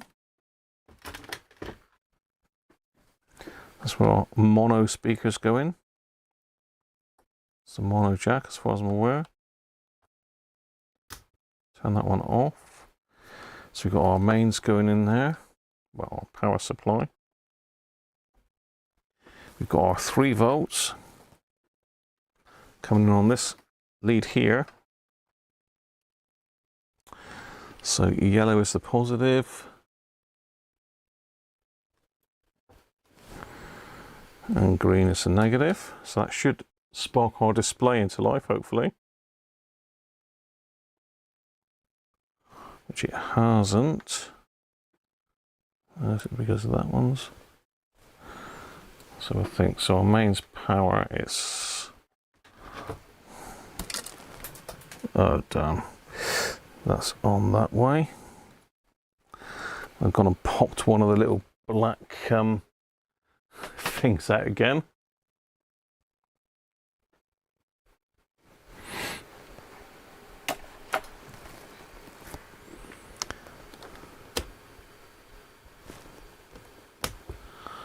Okay, hang on, so we are overloading this then, so why is that?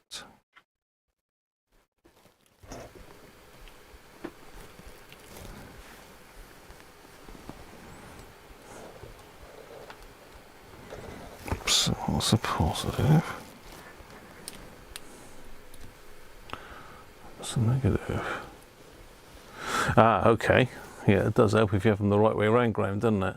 Luckily, I've got my bench supply wound right back, so no damage done. Oh, yes. It's working. It's not going to do anything without an aerial, though, so we need to sort some aerials out. So you can hear in the speaker, if I turn the volume up, turn it on.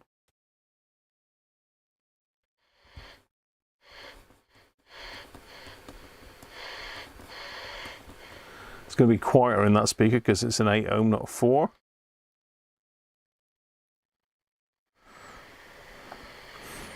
And we need the front panel so we can work out where FM is. Dear, oh dear. Hey, Rich, how you doing, mate?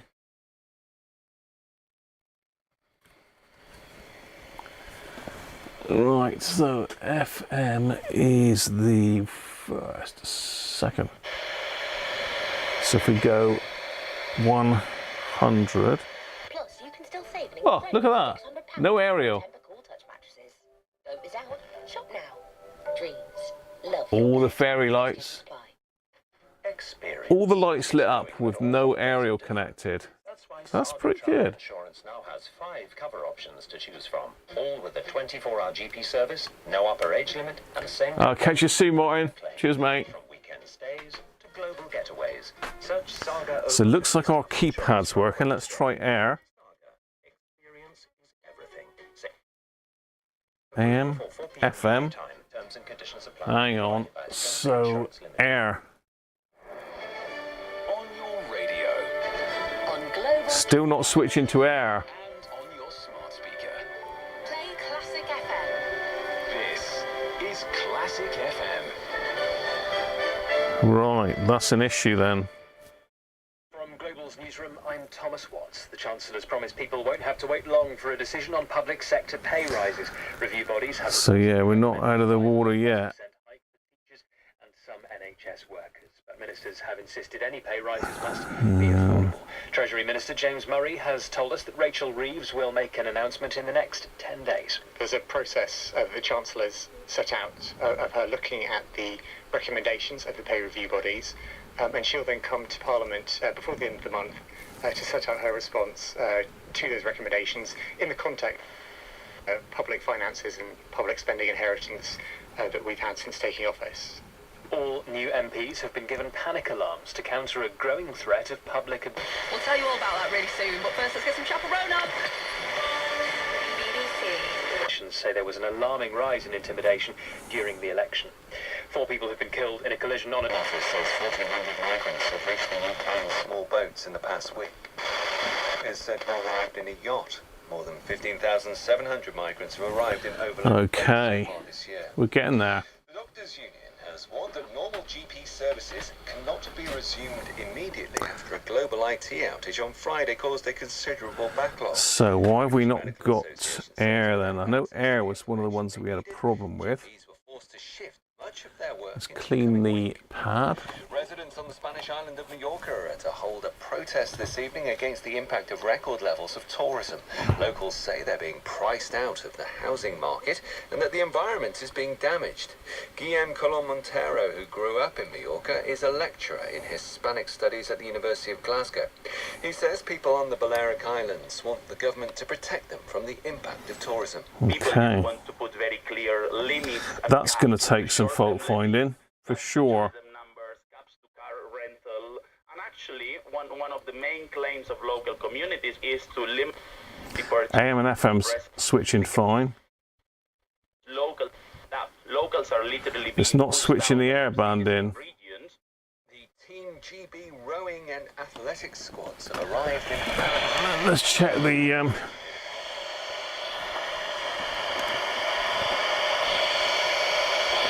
The sprinter Richard guilty was among those who left this morning.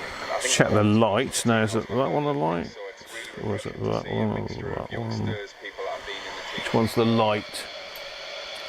Which one's the light by? Battery check. Light is that one. Is that one? No. That one. The home side will fold out for 425 in their second innings, with Harry Brook and Joe Root both scoring. This light's working, but the display looks a bit patchy. The light is definitely working. Thank you. The M90, the Queensferry crossing, so busy on the north and the southbound side. Again, that's a little bit intermittent. Belfast, it's a little bit slow on the west thing. The A12 on the eastbound side, heading away from the M1 into the city. The M6 in Lancashire, we have a southbound queue. That's from 28 lane into 27 at Standish. A vehicle caught fire, so one of the lanes is closed.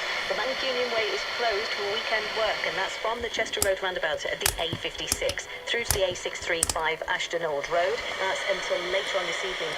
Should be open for tomorrow morning though. And then the M5, so this is near Cheltenham at junction.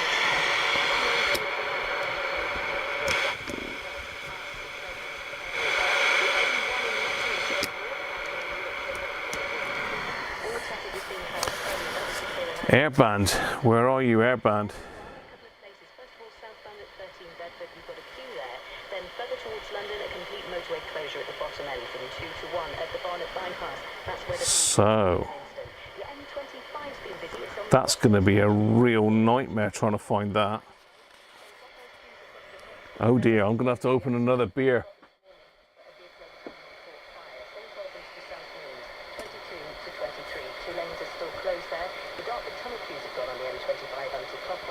All on different wavelengths.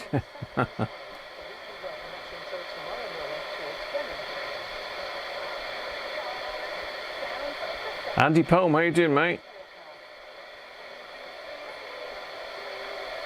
You're welcome, mate.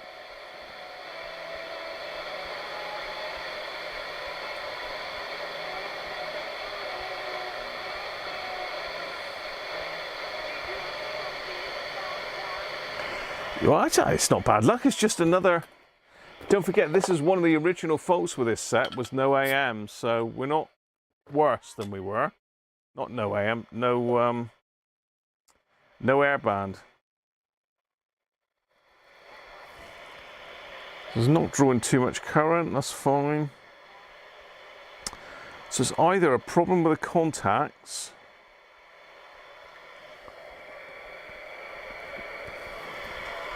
it's either a problem with the contacts or it's a problem elsewhere in the radio. I don't think it's the contacts.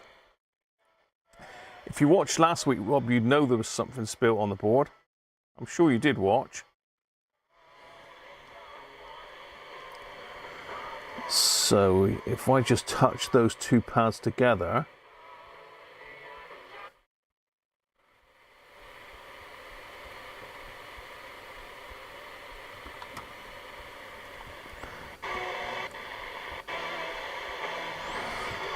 okay.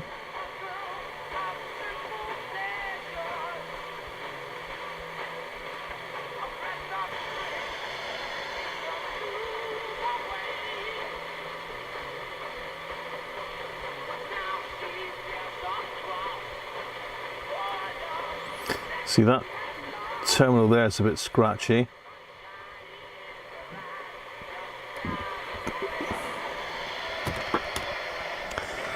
So let's just pop it off again a minute.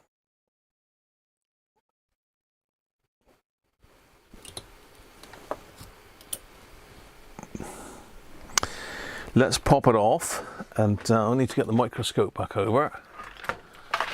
Have a quick look at what's going on there. You can see I've got Rob's nice, lovely, original Sony strap there as well, ready to go. So I think we've still got a dodgy pad here. I hope we've got a dodgy pad here, shall I say.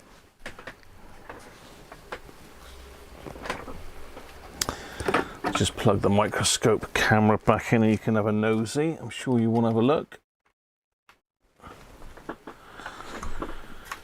Yeah,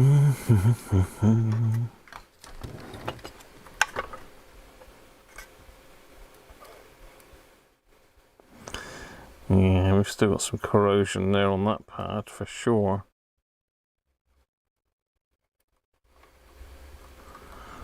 Let's plug the light in. Where's my light bay? Where's your light? Let there be light, please.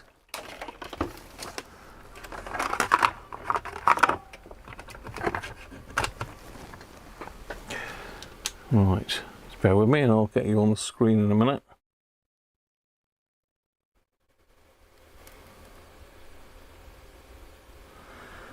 Yeah, I'm surprised I missed that one, to be fair, but there you are.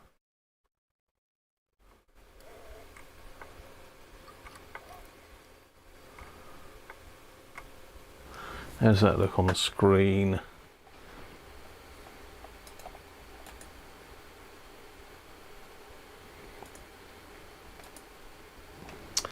Yeah, so can you see? Let's just see if I can make that a bit sharper for you.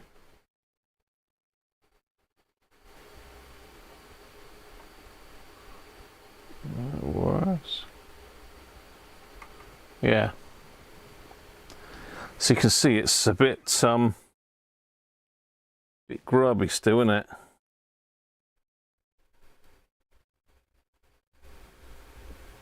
So we're going to have to get the old glue back out again. Let's give it some stick with some vinegar a minute, just to get rid of the corrosion. That's literally just me moving. I've got it zoomed in way too far, really. Let's come back out a bit, and let's that way, or is it that way?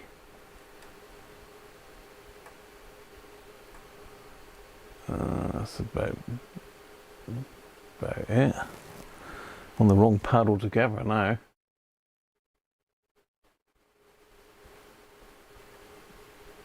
It's that one there, isn't it?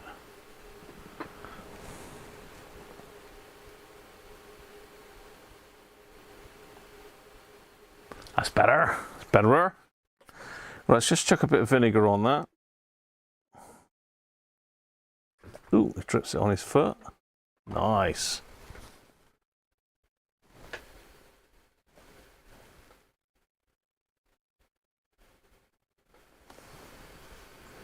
Let's let that sit on there for a minute. Let's get the chat back up while I'm letting that do its work. You off, Sandra? Catch you soon. Pup needs a walk.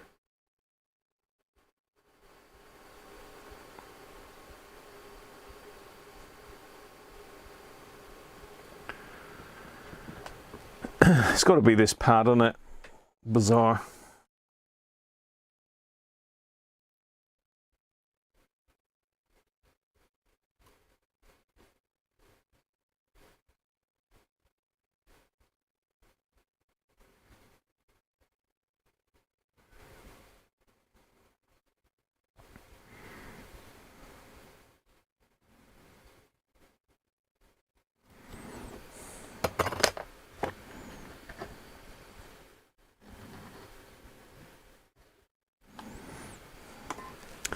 Let's get a fresh one with a bit of isopropyl.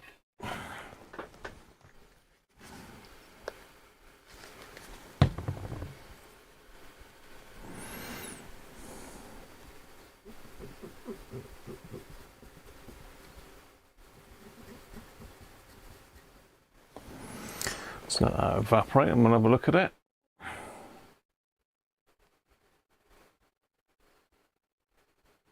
How you doing, Paul? I'm not sure if I said hello to you. Give the pup a pat on the head. Evaporating before your eyes, look. How about that? We lost focus again a little bit. Right.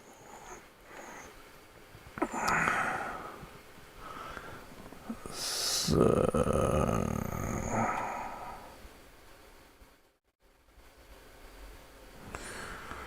a little scratching over with this just to see if I can bring the copper back to the top.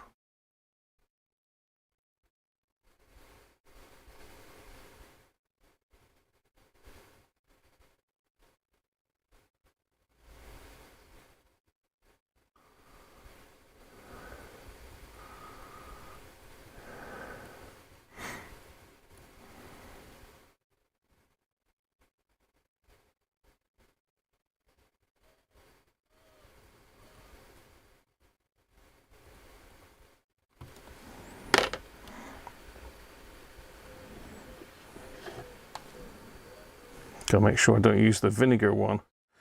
Well, it wouldn't hurt really, but.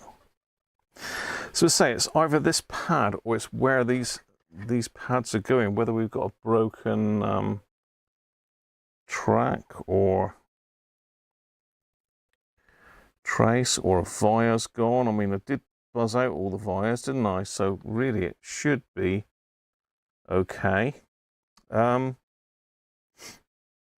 suppose one way we could check is to just bridge these two, see if that brings Airband on. It's just a momentary bridge, isn't it?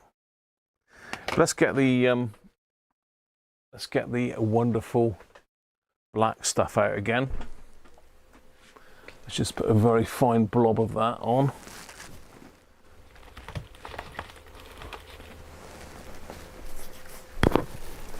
Ooh. Then he fell off a chair then. So out with the bare electric again. Bare conductive, whatever you call it. I'll show you it in a minute. You can't see it from there, can you?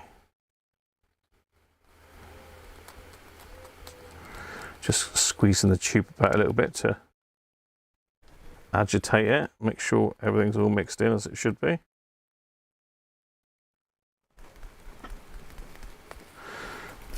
Ooh. Let's get a little tiny blob.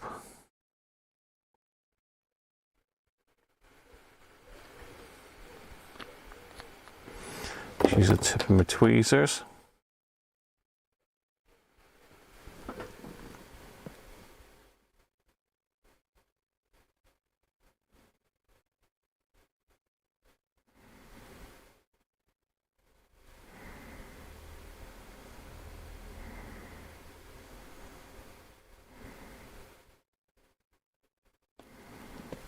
There she goes.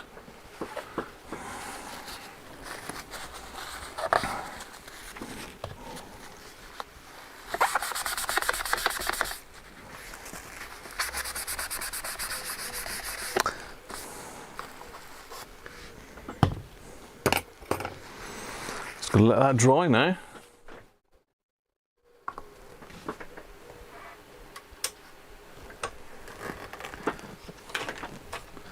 That light there on again.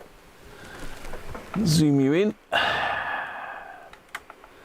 So you can see the little black dot where I've just painted in. Once that goes dull, this should be pretty much dry.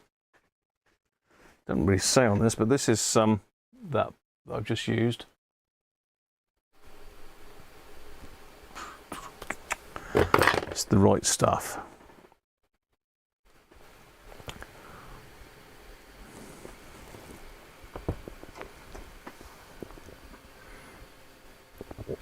It does go off pretty quick, actually.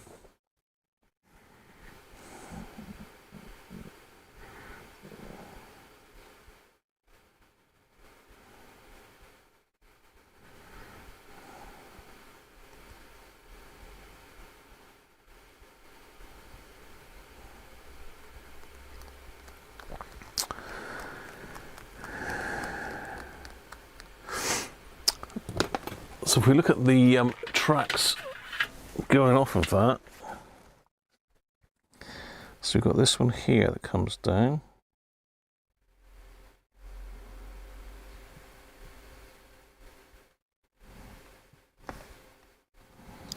Down to this fire here. That's one side of it. The other side's linked to all the other tracks, so that should be okay, although I haven't tested all the buttons up the top. We really need to go through and test every single button, don't we? It's not dry yet, that's the trouble. All this other stuff is nice and dry.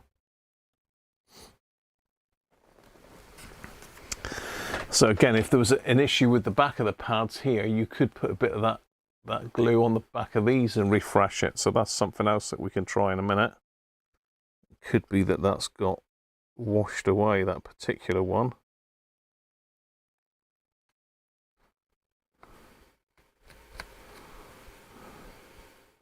I don't think it has though, it doesn't look any different than any of the other ones.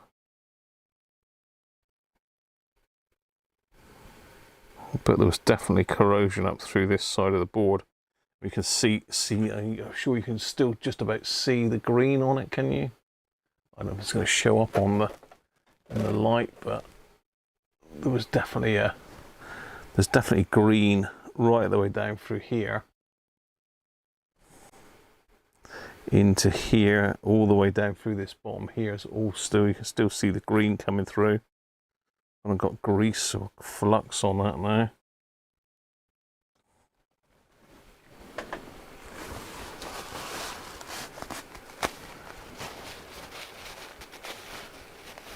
You can improve the conductivity of metal paint by heating it to dry it. Oh, let's do that. Let's just do it at 100 degrees.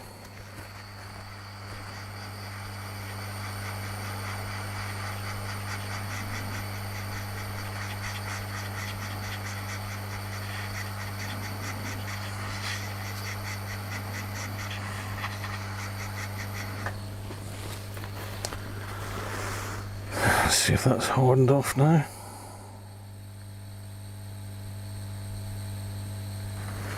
Yeah, not quite.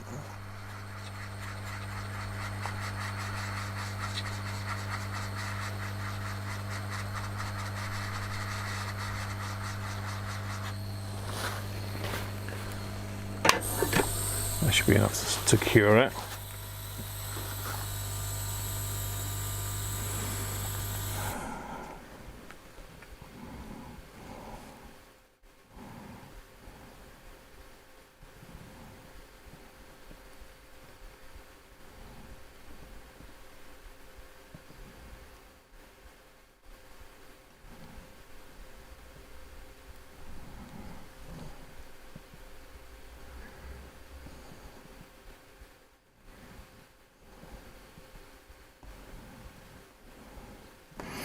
Yeah, it's definitely that one, so just to make sure we've got continuity there.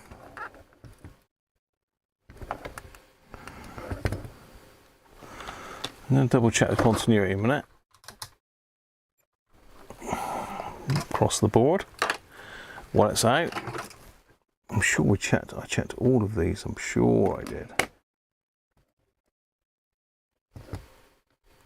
Just that one there.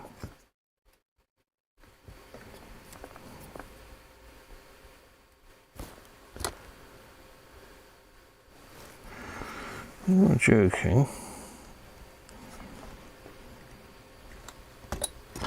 No, my leads aren't even showing continuity, so got lead issues with this.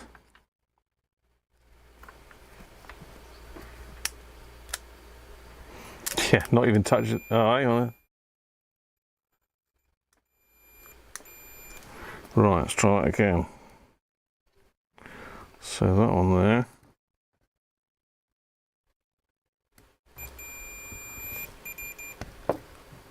Let's go back a little bit. Let's do the.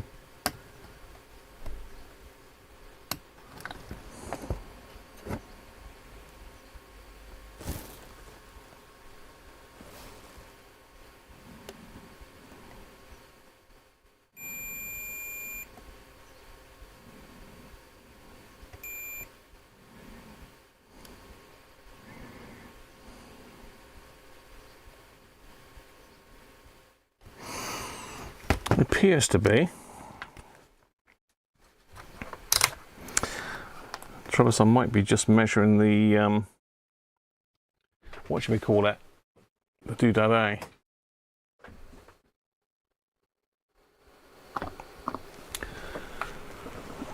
Let's zoom back out again.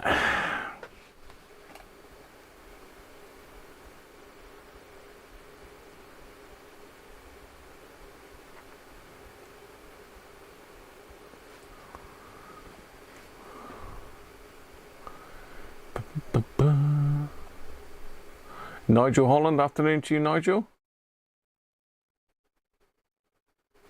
Hey, you're welcome, bud.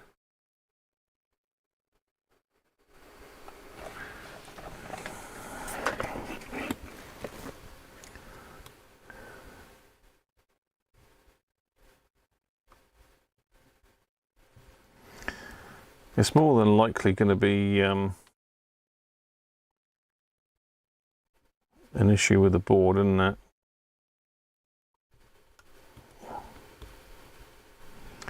And normally if one key goes down, you tend to find a lot go down with it, depending on how they're linked together. I think there is a diagram in the service manual on it, isn't there?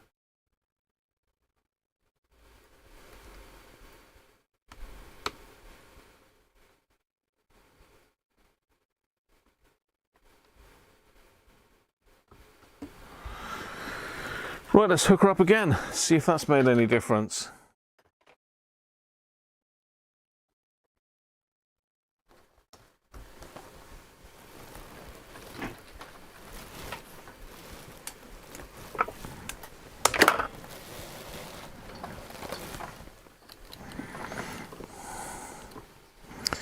Make sure we get it the right way around this time, Graham.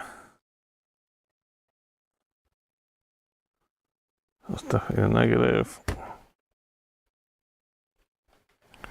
And that's the positive.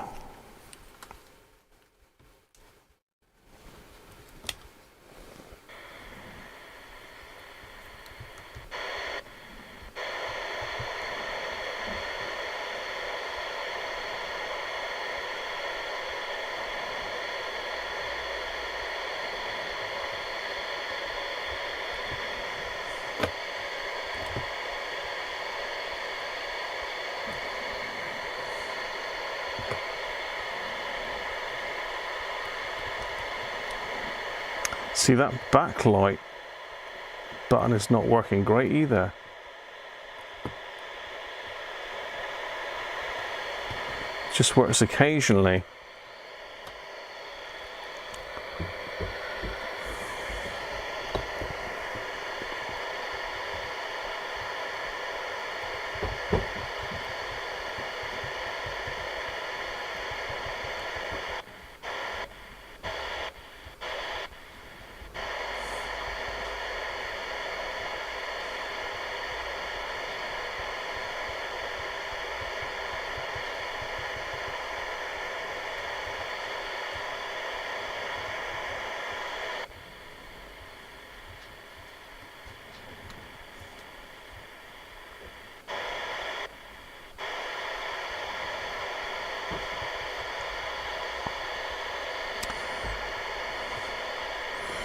Yes, something's amiss here.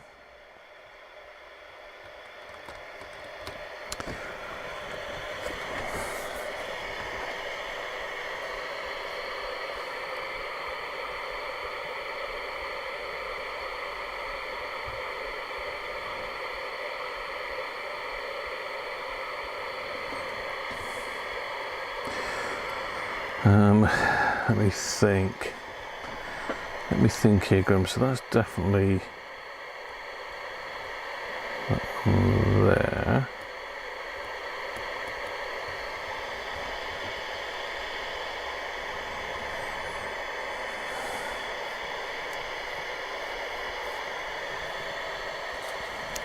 Let's try another pad on that one.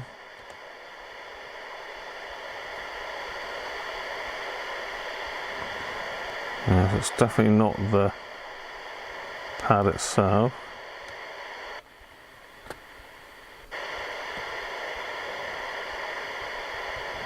So it's not the pad, There's definitely something wrong with this board still then.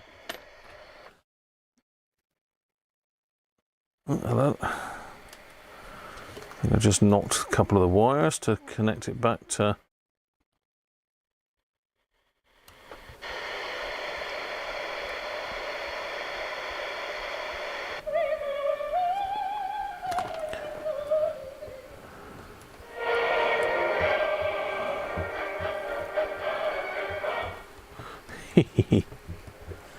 Right, I've got to go loo again, sorry. That's the trouble.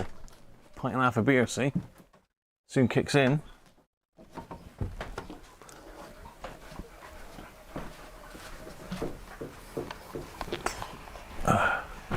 Soon kicks in, doesn't it? Right, bear with me. Keep yourselves amused for a minute.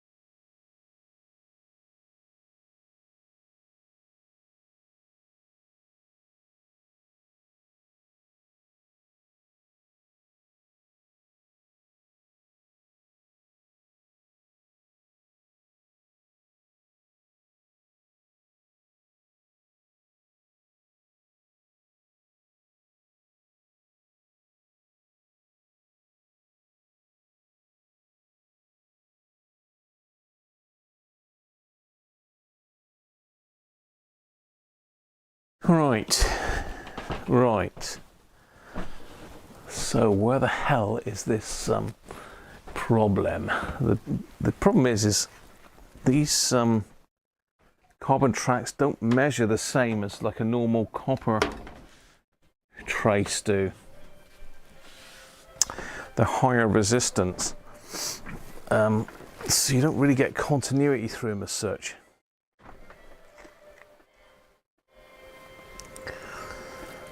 Can we measure any millivolts on them or something like that? I don't know how many volts they operate on.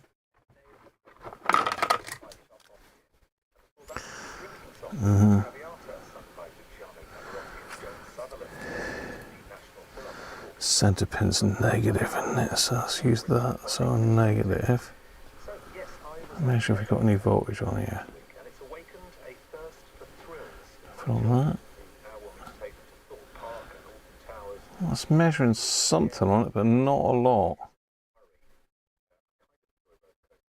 Are you good with roller coasters? Any good stories of amusement park trips? Favourite memories? Any children listening? Perhaps your scariest rides? Please get in touch. Text 61812. It looks about 0.07 is the only voltage I got on the blooming thing. Let's try millivolts.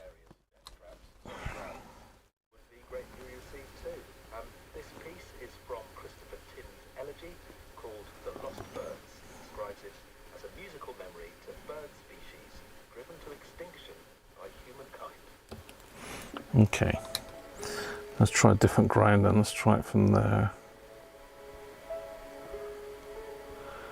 So 2.7 volts, no volts. Just try that the other way around because that's.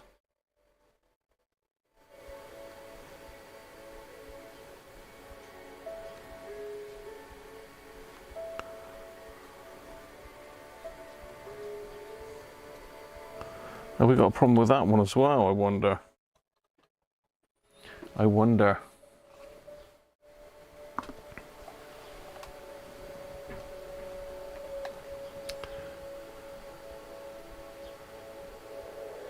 Bridge bridge the PCB with something. You love that. I do like Thunder and Lightning myself.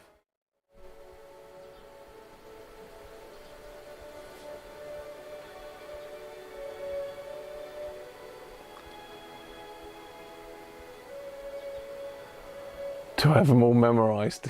Yeah. Bridge the PCB. What? When you say bridge the PCB, what bit of the PCB do you want me to bridge?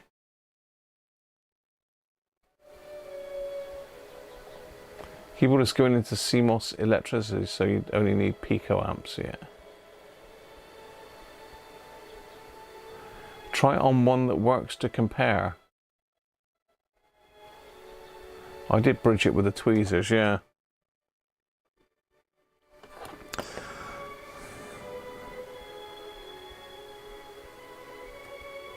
Yeah, I think that's corroded as well, you know.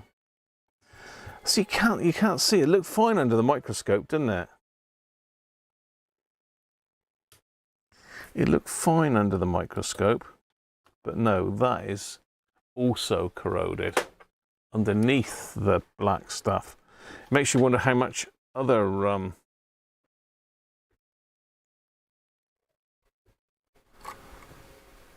how many other ones are the same.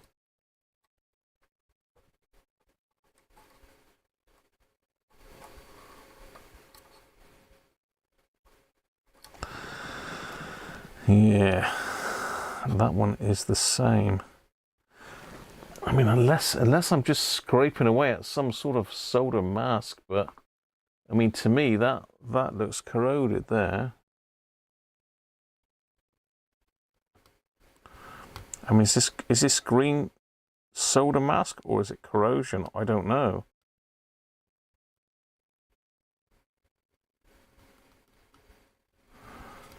What do you think? Is that corrosion or is it solder mask? Well, it can't be solder mask because you wouldn't want solder mask. You want connectivity, not mask.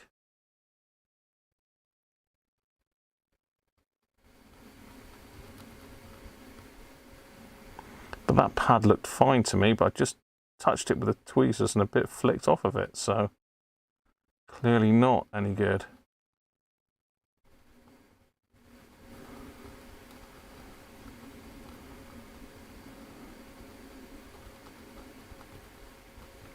Let's just scrape it back a bit further.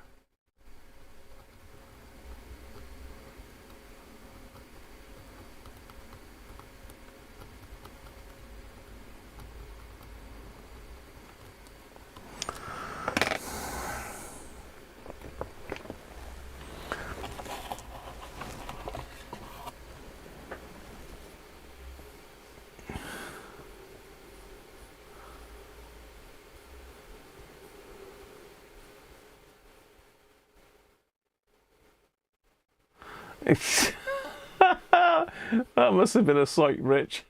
Oh dear. You mean try the voltages on the one that's on one that works?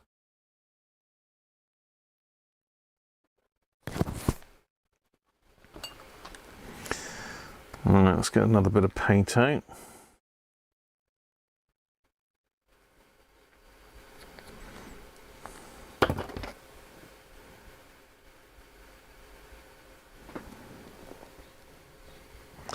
Painting with tweezers.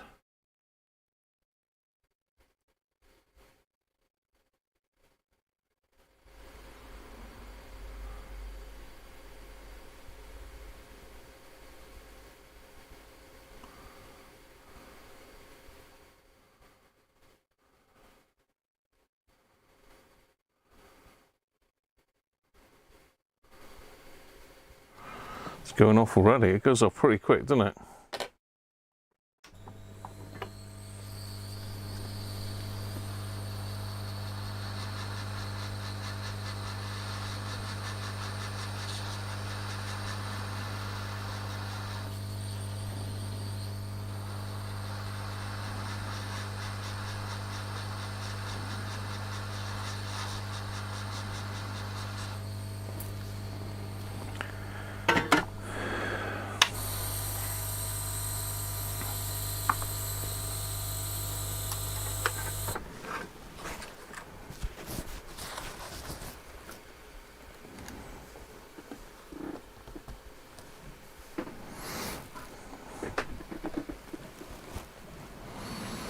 Try again.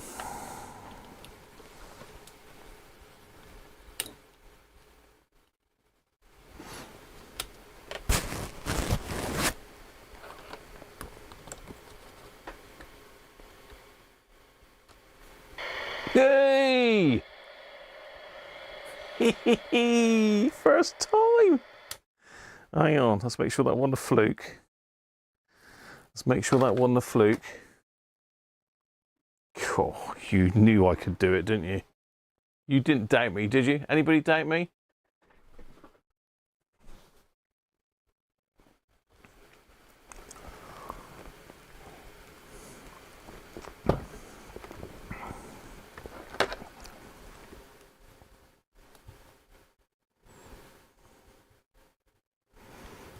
Now, that might be one of many. I don't know. Till we run through all the controls on this thing, we won't know for sure.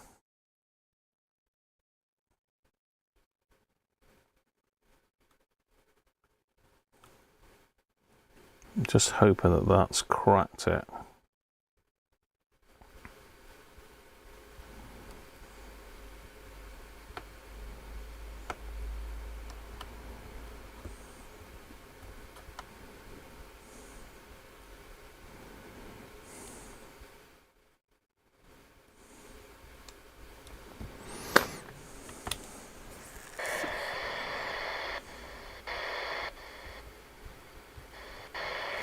Absolutely, first time every time.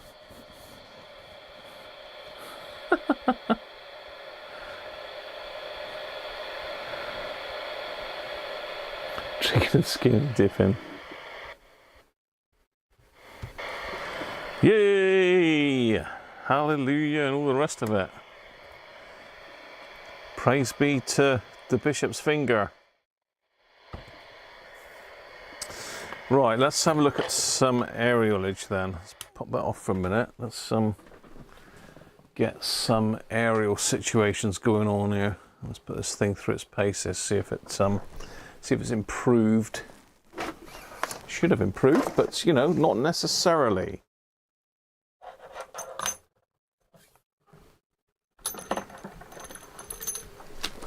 Oh.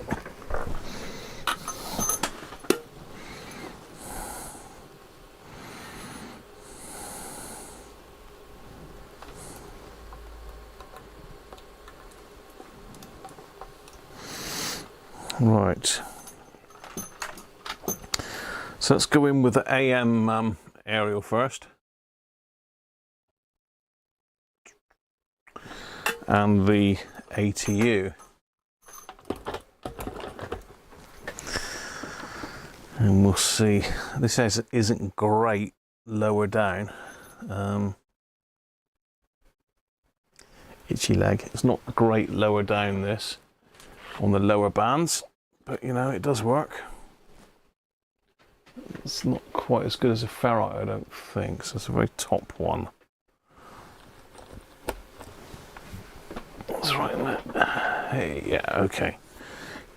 Right. AM 198. Dons, your category is words which contain Whoa. a pair of letters C, K, How about that? twice.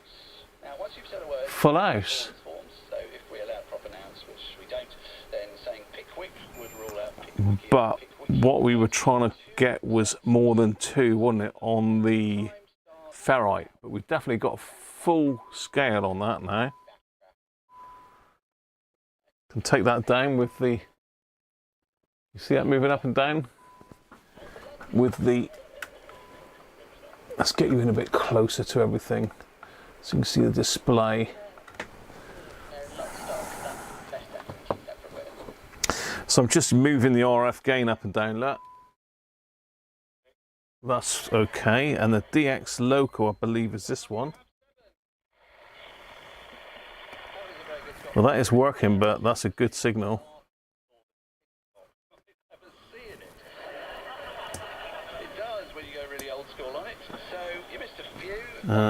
What else have we got here? It's a South American bird called cock of the rock, which is the national bird of Peru, and weirdly doesn't get mentioned in any of the Paddington films. I can't. So Fast, slow, and lock. That one is. Don't need to worry about that. Let's try.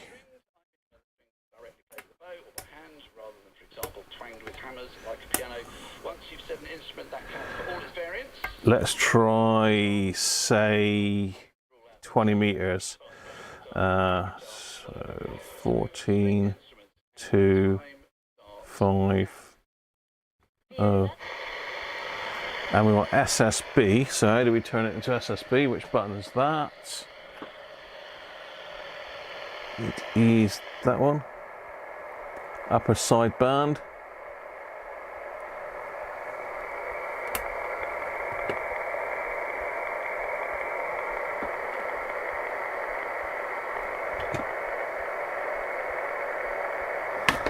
Okay, that's good signal strength. Let's see if we can tune around. No, that's lock. Slow. Fast.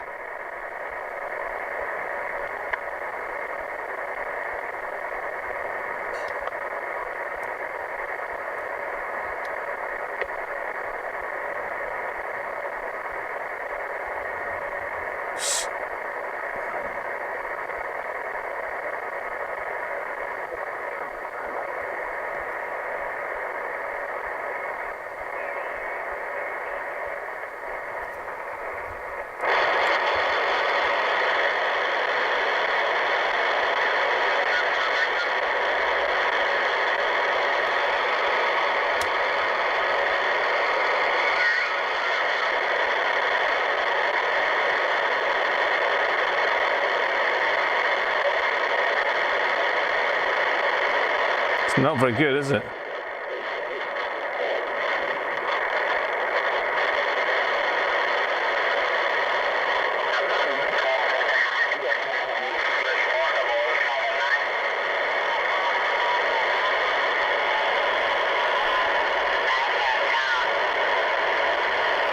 It's a bit harsher.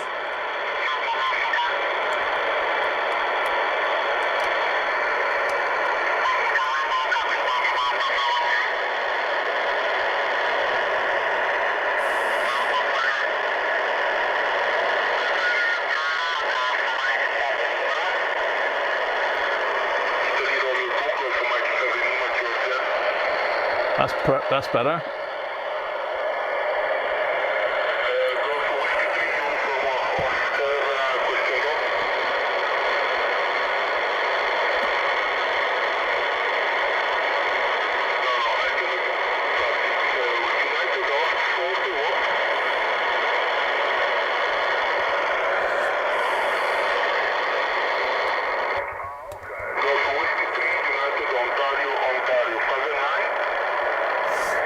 Right, that's working. Let's try 3671.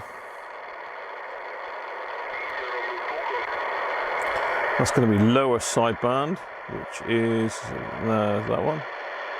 No sync, lower. There we are. Let's try fast.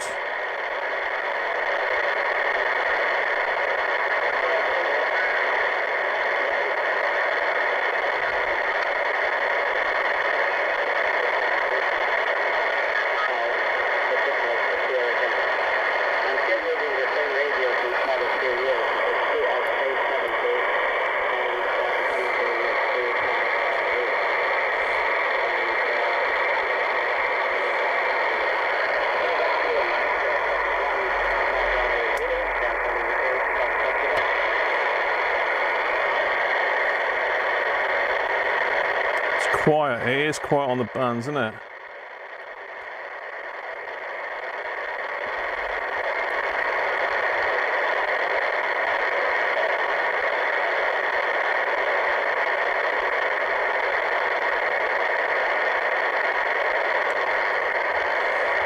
No.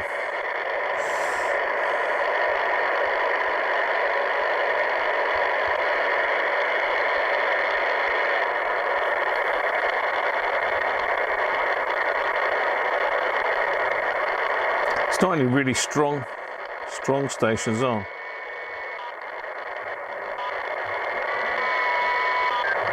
Data.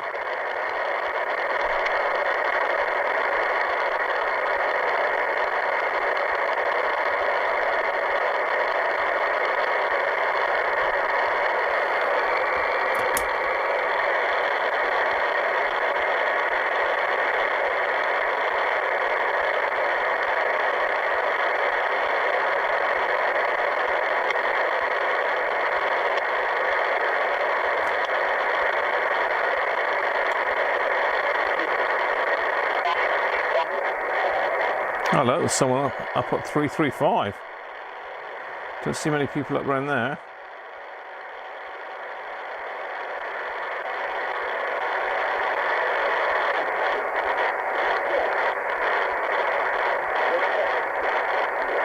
Is that AM?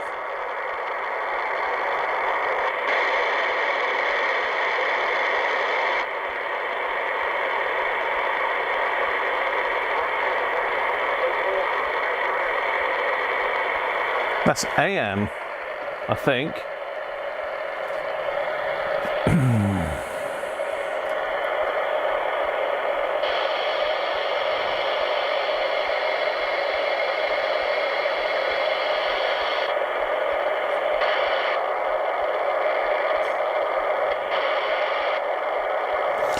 Well, it all seems to be working so far. So far, so good.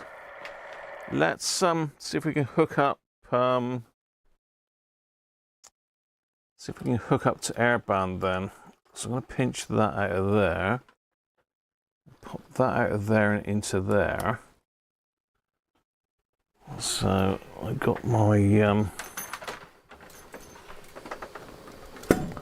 Airband antenna over here. So let's see if I can get that and get a ground connection as well. So that's going to be the center.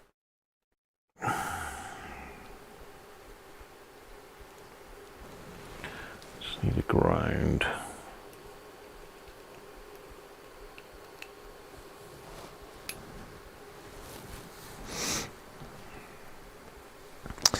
So let's hit it up with Airband then.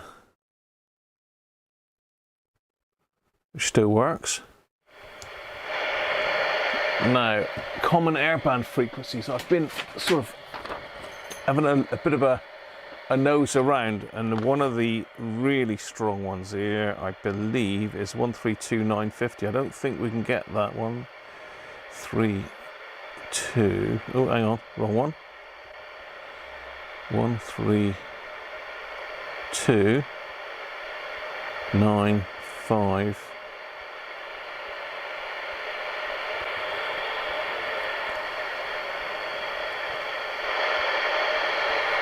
So let's see if it'll pull in any Airband.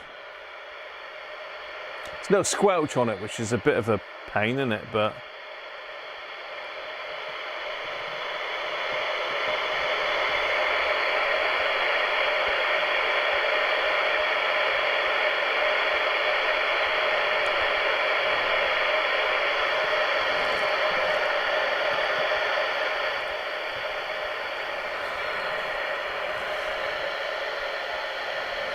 yeah, it's definitely connected into the Airband antenna.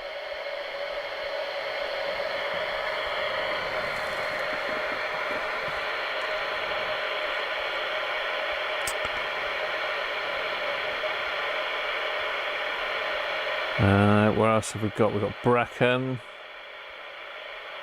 Nuki approach 133.4.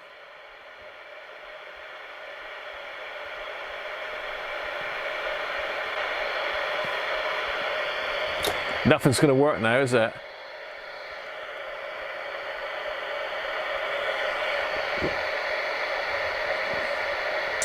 Yeah, it's not very good. Retro Tech, how you doing, Christoph?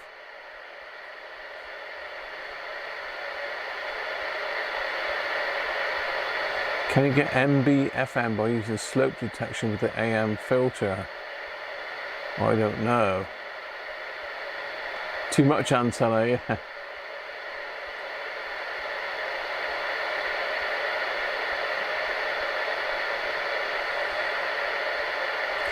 Yeah, it has got NF, narrow FM, but not for the other frequencies.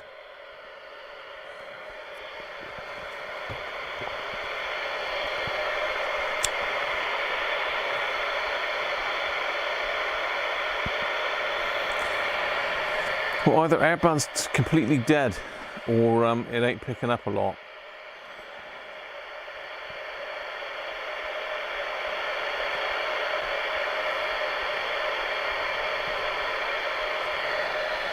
Definitely in the right yeah, AM DX.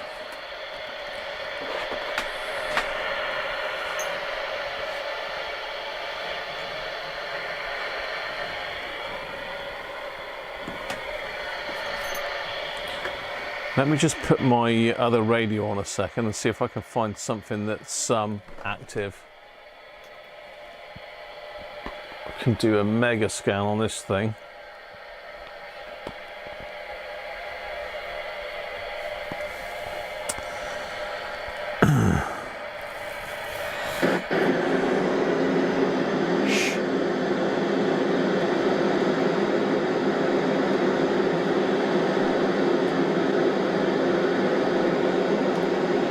Shush.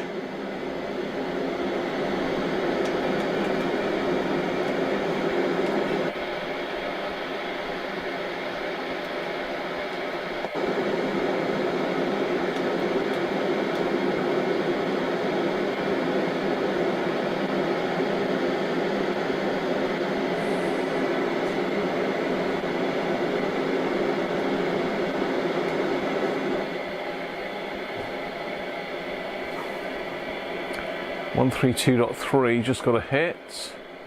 124.1.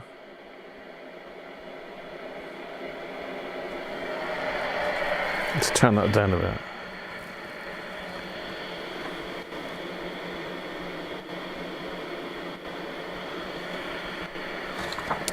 Let's see if I can show you the other radio in a minute, just to show you what I'm looking at. See if I can get the webcam over there. Webo camo, or is it just, have I just crashed it out? Doesn't like being messed with, this webcam. It's very finicky.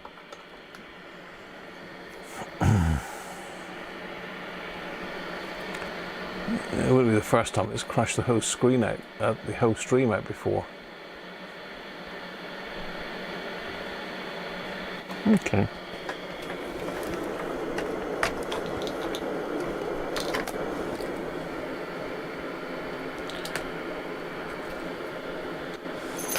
Yeah.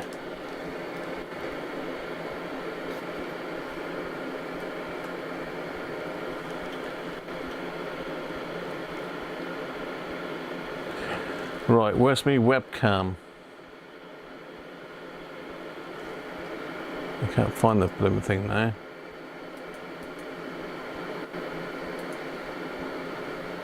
So this is my SR2000, which is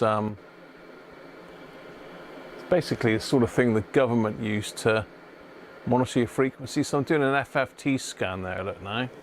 So it's scanning at a hell of a rate. Basically the nearer red it is, the stronger the signal. So anything in blue is a weak signal. And you can see how fast it's scanning through. It's scanning the whole of the airband, that is, in real time. So we've got some hits there in green, look. 132.8 something. You've got to be quick to see it. I think you can connect this up to a computer so you can see how quick it's scanning. Let's just turn the squelch out to the squelch a bit. That's better. It's definitely something around 134.4. 136 there, something. 132,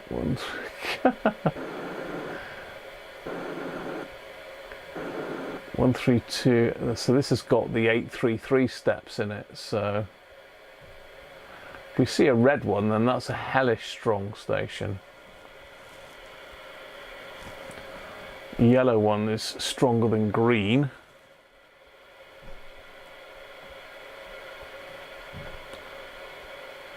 So there's a yellow one there. Oh, is it 132950? Yeah, I think it's 132950, but it's so quick.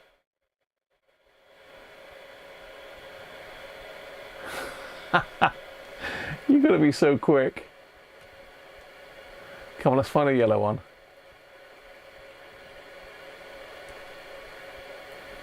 So it's scanning from 119 up to 135 in split seconds. It's hellish fast. A fantastic bit of kit. It doesn't look like there's anything much local about though. It's typical, isn't it? Whenever you want to test this,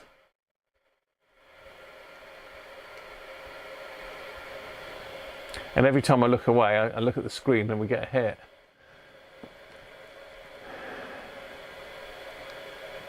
$135,650 seems to be, it's not a great signal strength though.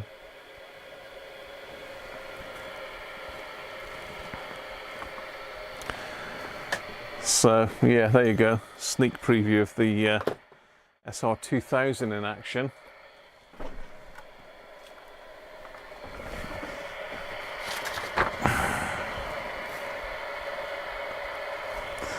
So can we scan on Airband on this thing? I'm not sure if it scans at Airband or not, does it? I don't think it does, but let's try it. No, it doesn't like it. He does not like scanning Airband, I don't believe. Yeah, doesn't like scanning Airband. 25 kilohertz steps. Let's just get this chat back up because I was over the other side of the room. Let's catch up with the chat. Turn that down.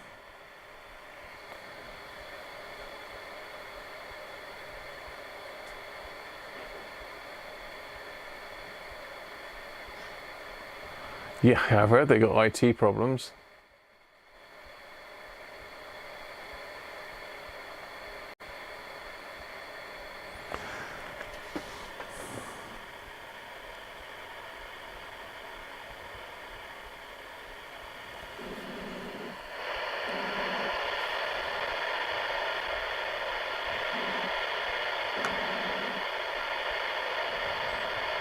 I'm not sure if you can scan air or not.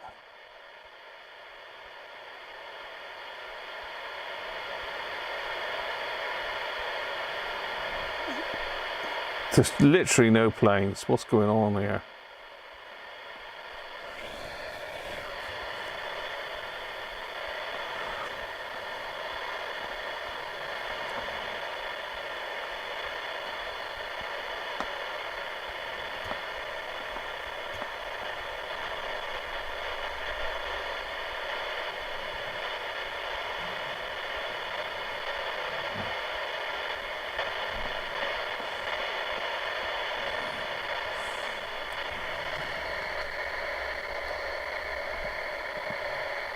Oh, you've got to set at upper and lower frequencies, have you?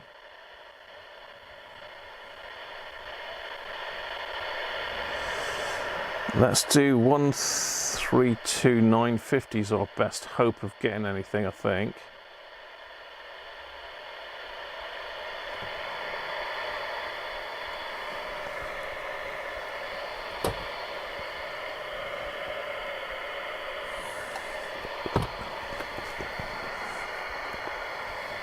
It's not looking good, is it? I mean, it could be that the aerial's not connected up very well.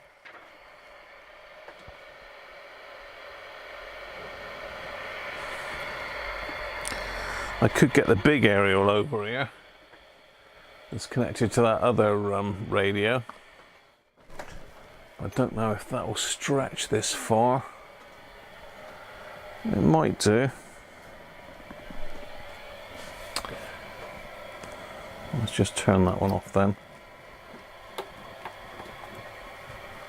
Should be terminated really, but I need a BNC elbow.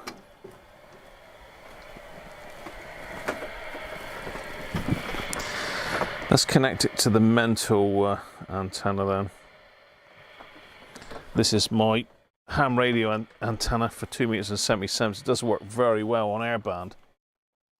I think it's just because it's so much higher. I've got the I've got proper Airband antenna down there, but it's not up very high.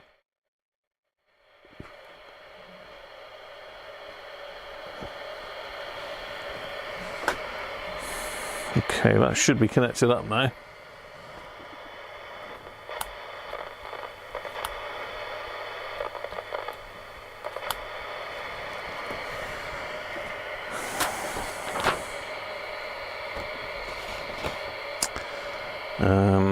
Let's have a look. What else? We've got Bracken, London Control. That's 129 3750.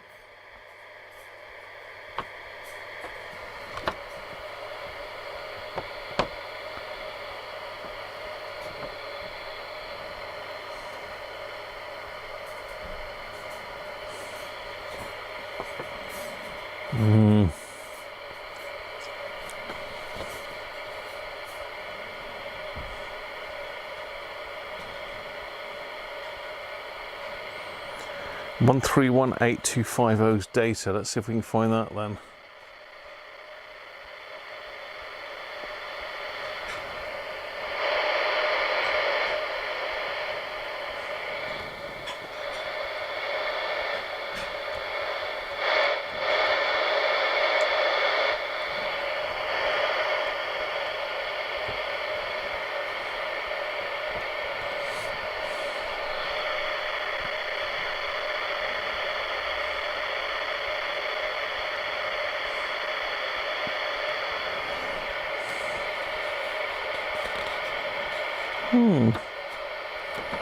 Well, there should be something there, but doesn't appear to be.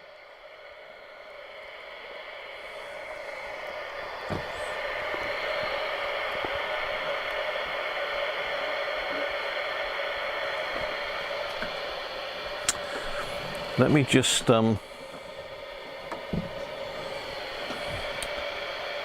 reconnect back to that other one again.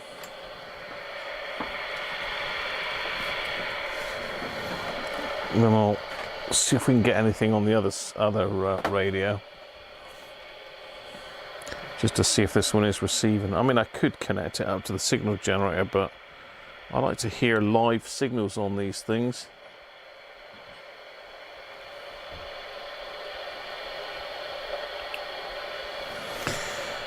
I prefer that to,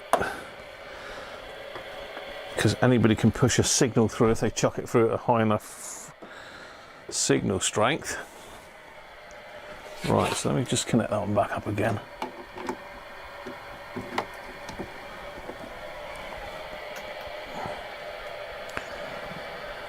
It's got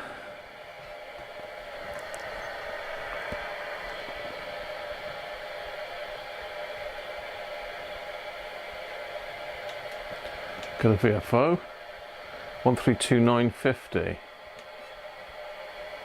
So there's definitely signals about.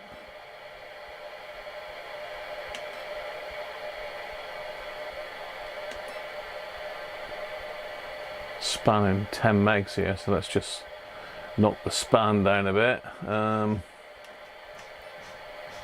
Let's go 2 megs.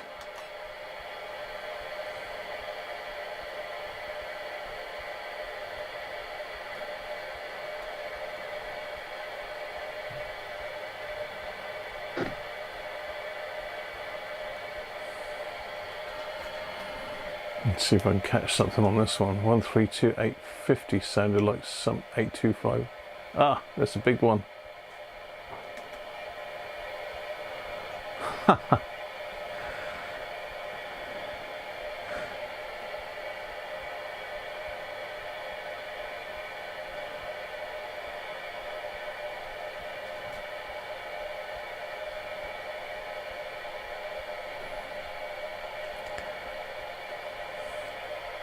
There's definitely traffic out there. We're certainly picking it up on this radio anyway. So I am still here. I'm just over that way.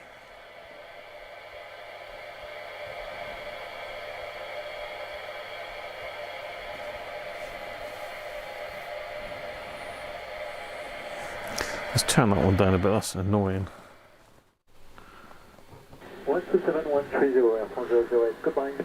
Right, that's 132,950 there, but I had this one turned down, didn't I?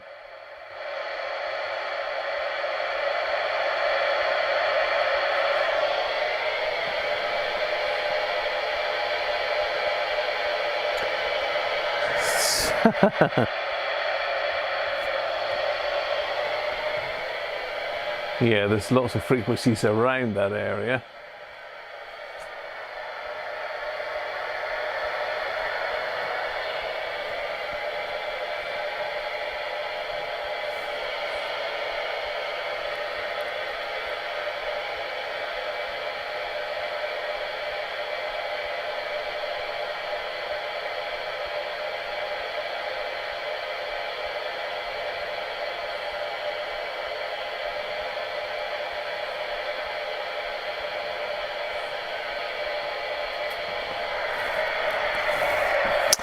Wow, it's like watching, waiting for, what's his name to come by, innit? Let's turn the SIG gen on. Let's stick an aerial on that, if I can find an aerial. Where's all my aerials gone? Looks like I've pinched them. Well, I haven't, I pinched them off of scanners to fit on the... Let's turn that racket down, that does my head in.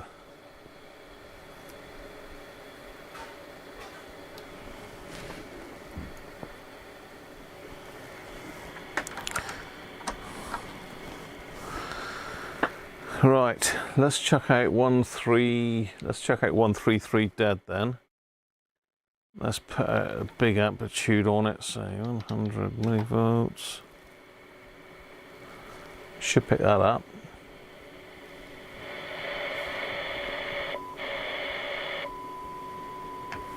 Yes, it's picking that up.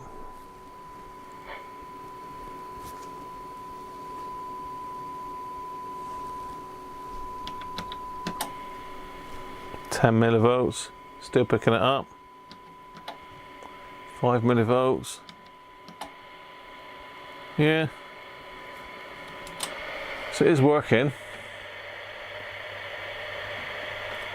Just have to be patient, I suppose, and have loads of squelch. Let's see if I can make that.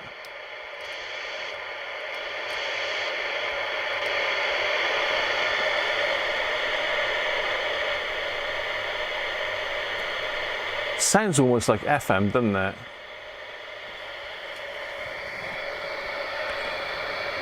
Right, what are we saying? You have to set up a lower. L1 and L2. Airband scanning on Rob's. Afternoon Harvey. Start stop scan only works on Airband. I get error 4 on mine, Rob, so not sure what. Then I push that and it goes bonkers.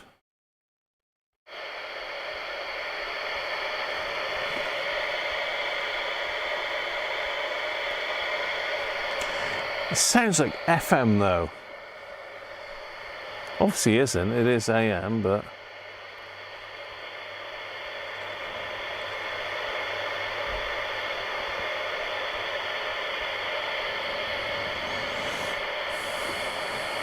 come on, planes.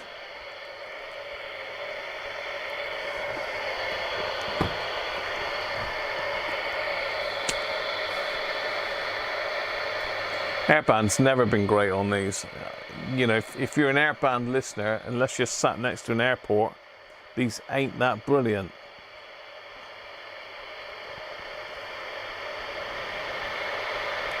If you want to listen to Airband, then get a proper scanner. Don't use one of these really.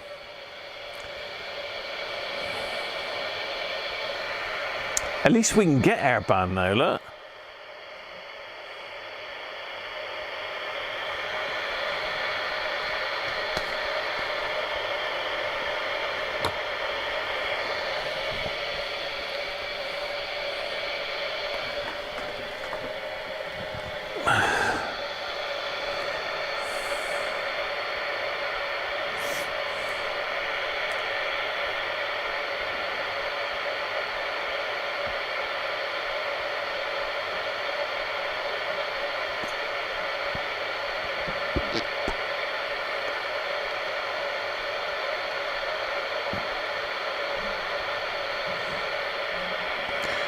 Yeah,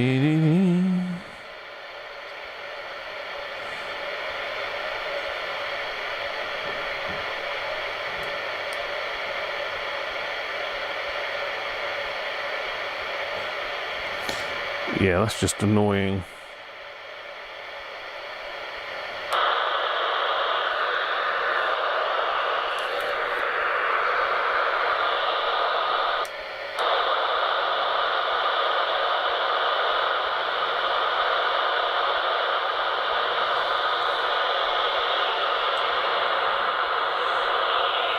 I've just got my AOR scanner on 132950 internal aerial, so it's unlikely to happen. But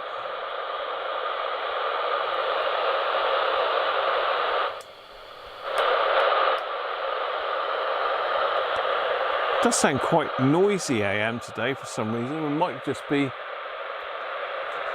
be in my little room here.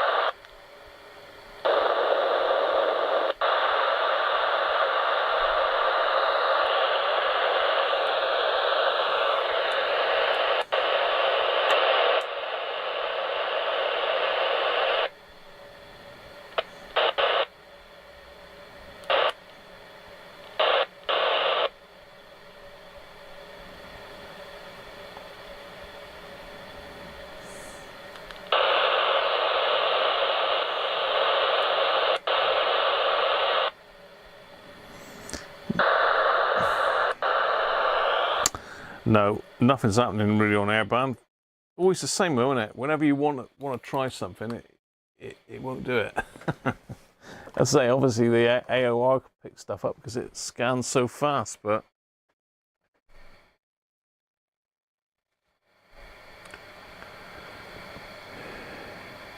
yeah, public viewing area, you might be all right. Flight deck, yeah.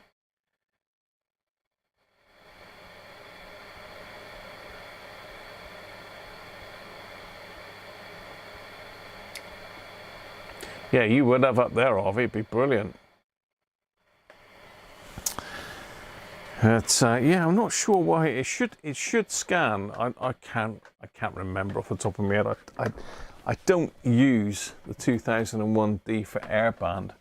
I tend to use it more for listening to amateur radio stuff.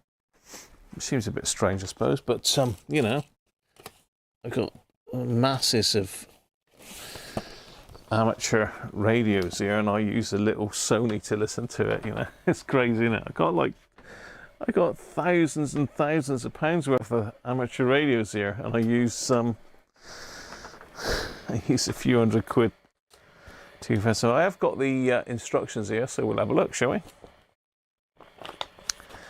Scanning. Let's have a look. Antennas, scan tuning. Here we go.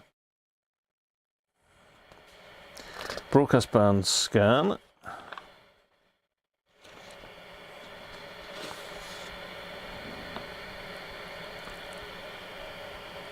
Broadcast band. Air. Not provided with certain models. Shift key and the memory preset key you've got to push to determine which one it scans at. So I need to get the front up again. I keep losing the bloody little push button, so I'm going to have to tip the push buttons out so I can see the front of the radio. So it says you can designate a broadcast band to be scanned from the following by pressing the Shift key and the corresponding memory preset key. The Shift key and the corresponding memory preset key. Shift key Oh, I see. Air. No, it's the wrong bloody one, isn't it? Shift. I think you push shift once and then that, or hold shift and push out. Shift doesn't seem to do anything.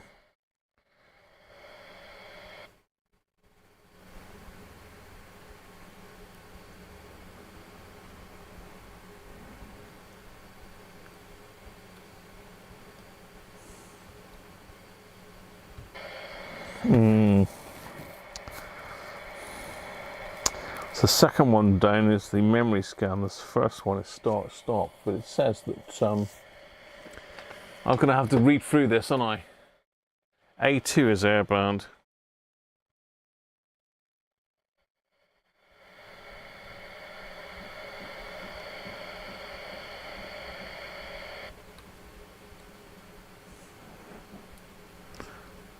Not here, it's not. A2.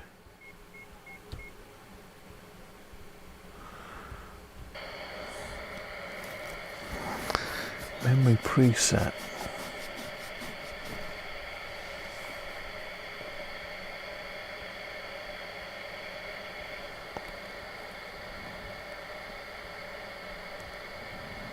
Sure it's not D2? I was going to say, yeah.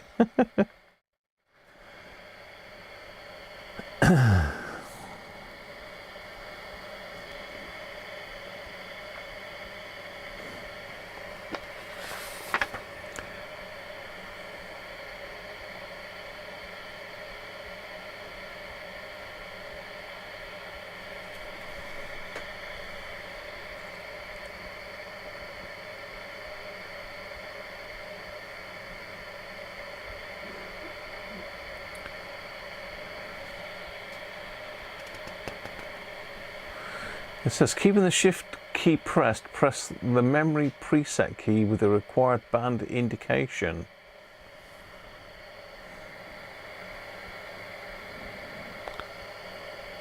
First one's FM.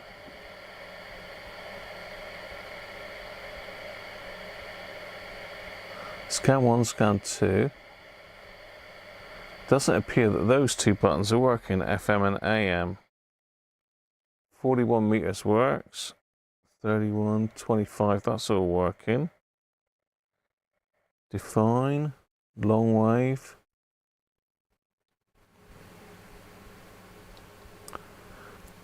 Long wave, medium wave. Define. 120 meters. 90, 75, 60 and 49. No. Don't think I had them.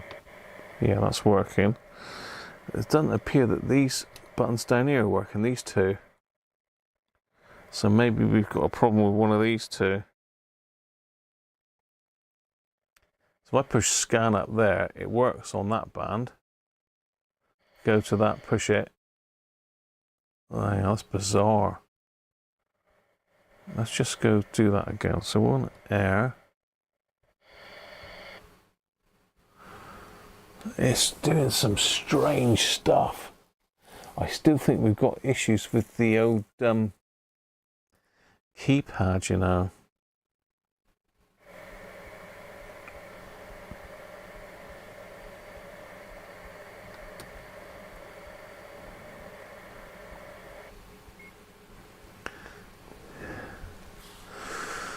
Yeah, it's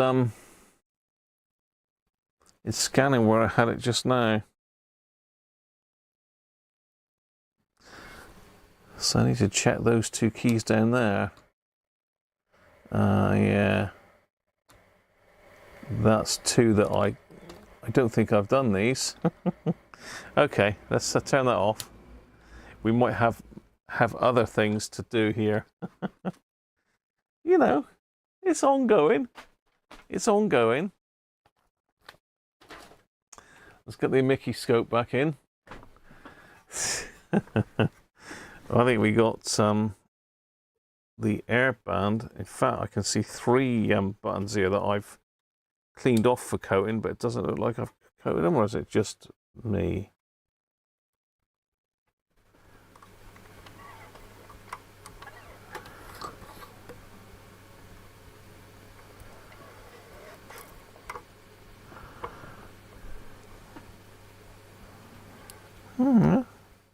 Yeah, see, there is a bit of crusty on there. Yeah, that is crusty. Underneath again, it's... How bizarre. You can't really see it with the naked eye, but under the microscope, I mean... No, you can't see because my great mug's in the way now, isn't it? It's really weird now, when I go that way. So the pad that I'm looking at is that one there. And that is the Airband one. And that has got corrosion on it.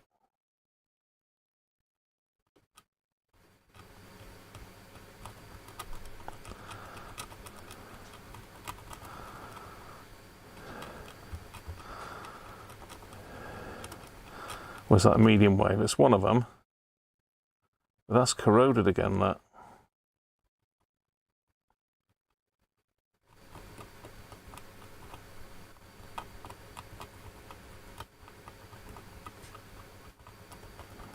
So this looks like we're going to be fighting this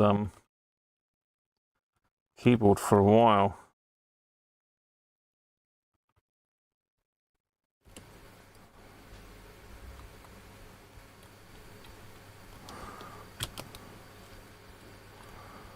I mean, to me that doesn't even look like copper.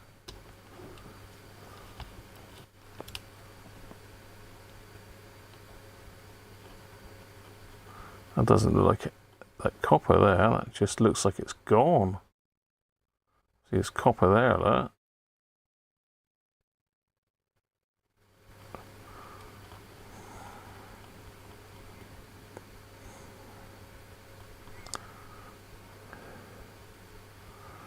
So I'm going to have to break that back a bit, I think, and it's difficult for you to see here. Apologies for the crap camera work, but I can't see it myself very well.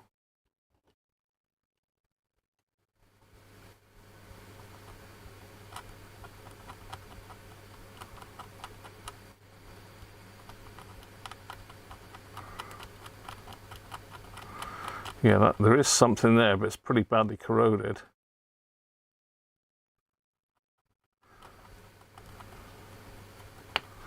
That's the FM, I believe, and this is the Airband one.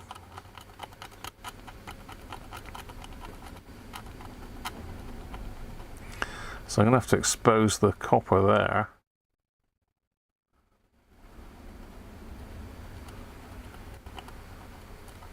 Yeah, that's eaten away, that. There's nothing there, that's just a crater in the board, I think.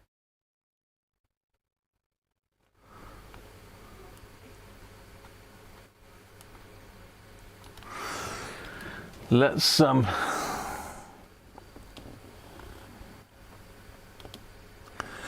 if we can get to grips with those two in a minute.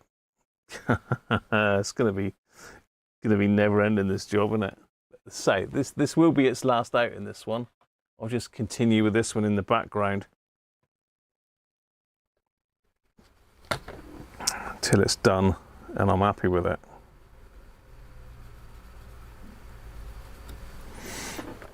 Which maybe never. I may never be happy with it.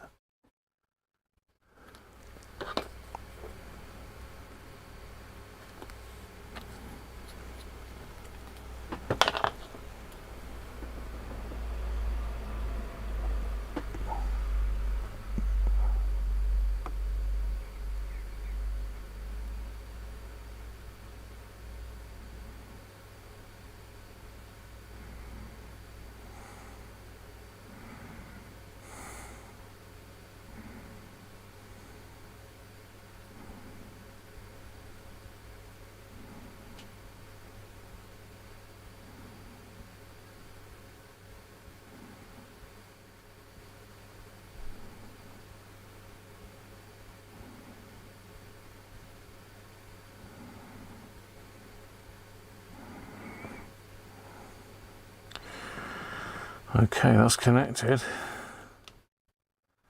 I mean, that shift button doesn't look great down there, really.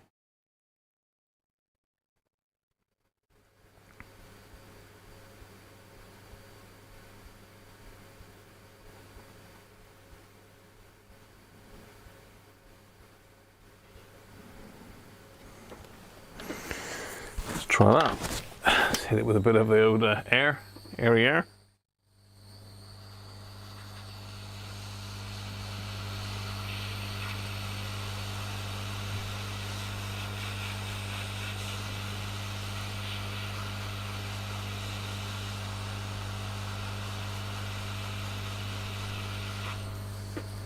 It's a bit blobby, that one.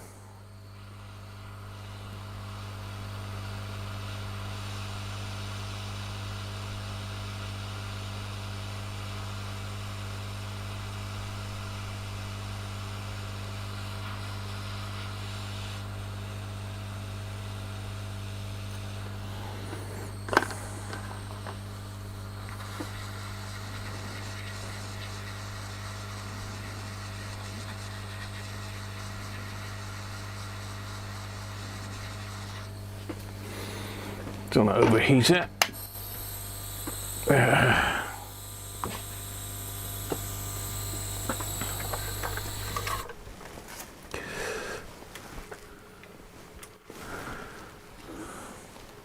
Thanks to Rich and Rob for the microscopage as well.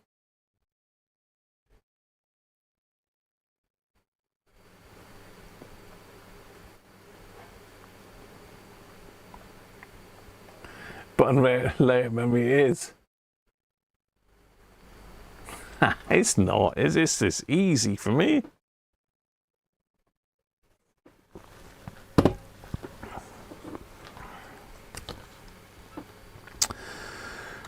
I did say, didn't I, about there's some more gone.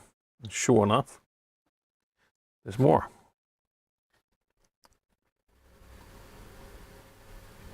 Strangely, this is water soluble, so if you were to drop any water on this board, all of our nice work would melt away.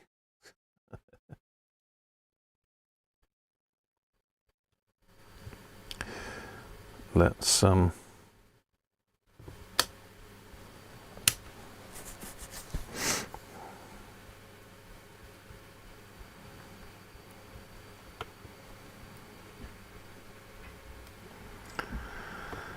put it back together.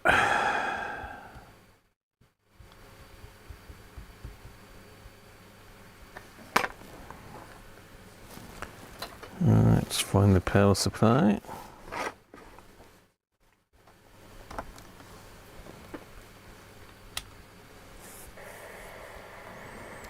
So shift. The FM works now, but the air doesn't still.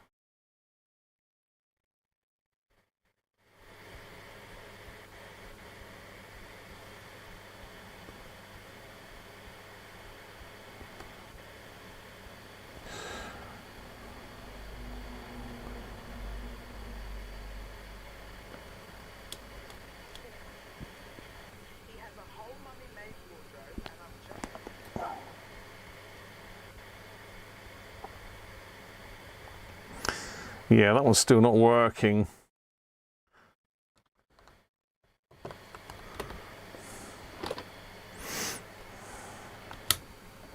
It's not working still. Have I poked it a bit too much? Have I got to let it go a bit more? What's the crack? So it was, that was FM, this one was air. This one is air. So I can't see anything really wrong with that one now.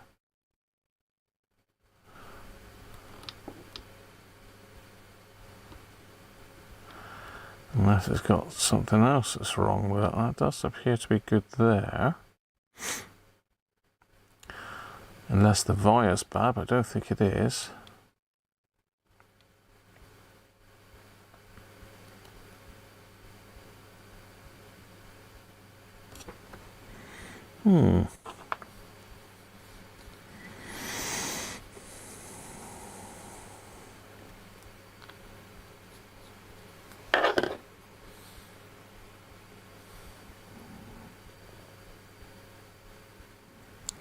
That's definitely, so FM Airband is that one there. So let's just give it a little bit more.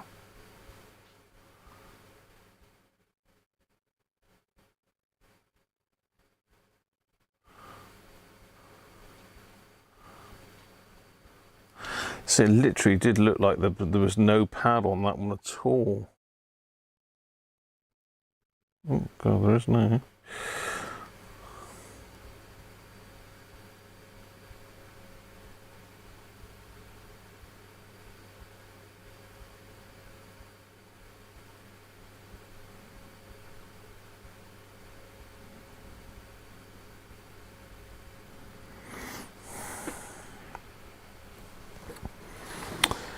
Yes.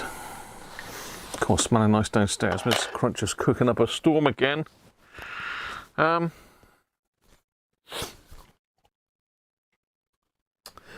chasing stuff around the board here, aren't I?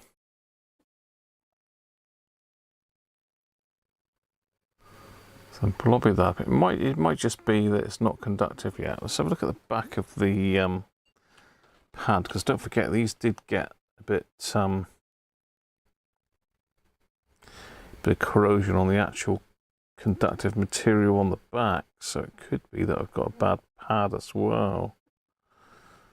So look at that one. So it's that one there.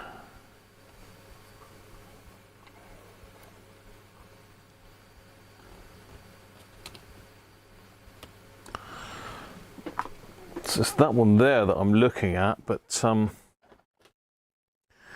don't appear to have any issues with that. Bit of dust on it, yeah, okay.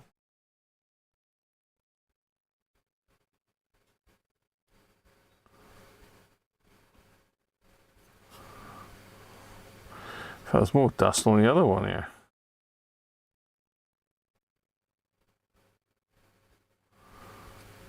So it could be that the carbon has been eaten away on that pad. You see, all I've got left is the sponge.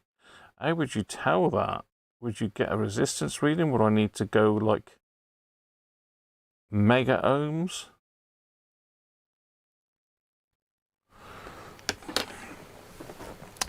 Let's see, if I dip a pad in some isopropyl and then touch it, it should come off with a little tiny bit of black. Because the actual board looks fine now.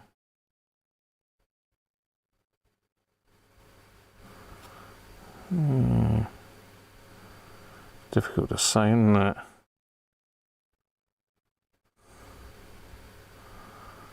It's certainly clean now.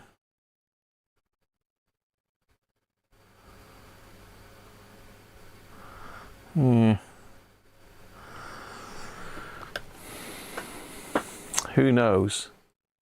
Hi, Monster? Or Malonster? I can't read that. Mlonster, how are you, mate? No, the problem was there was no airband before.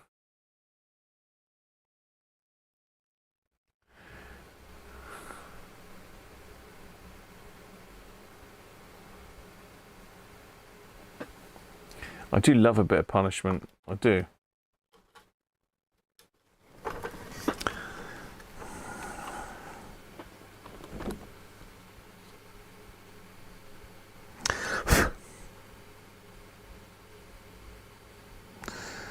So yeah, as I say, all of the bottom of this is green, you know, where it's had the corrosion sat on it.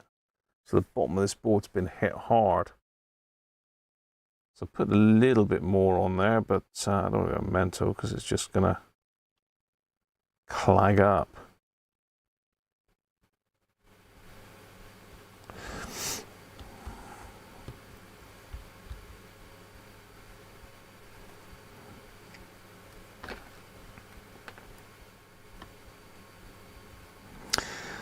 Yeah, the reason why I'm pursuing this is because it's not scanning the airband, which is very frustrating because, as you know, with airband, planes are in and out all the time, and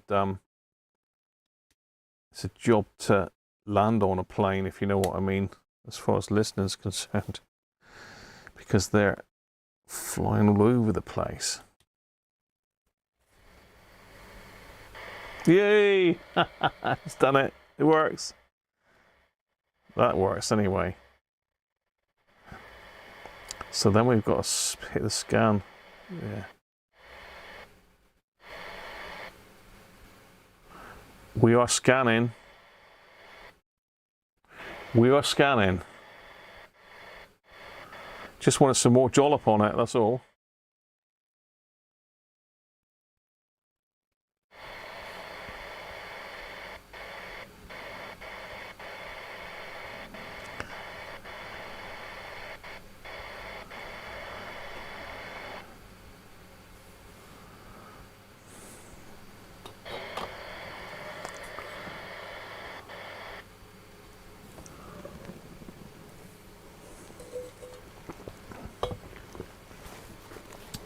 It's the pads again.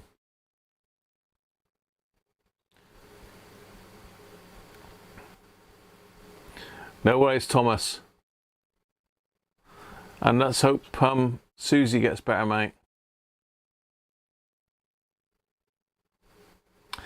Yeah, the best way to get a battery cover is to have one printed. There are people selling them on eBay, and I have got a drawing done to print them myself, but my printer's not up and running yet. Don't land on a plane, just an empty runway. It's scanning through nicely now, look, so that was another problem. I was saying, until you go through it, you don't know.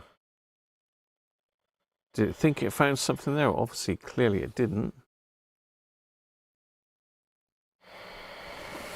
I don't even know if I'm connected up to the aerial anymore. Yeah, I am.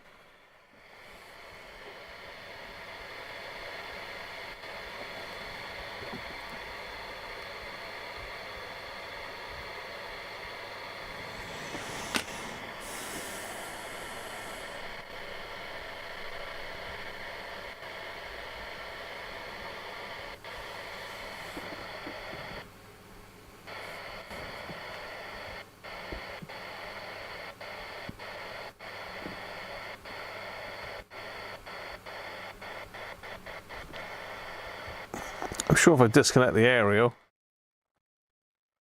it'll love scanning, because it won't find nothing because there's no aerial. So maybe the aerial's a bit too much for the poor thing. It's just finding birdies and that now, I think, and noise.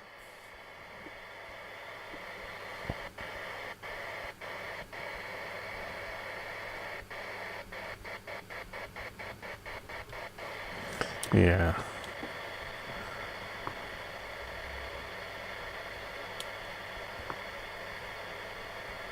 All we want to hear is one plane just to make sure it's working and it is receiving properly.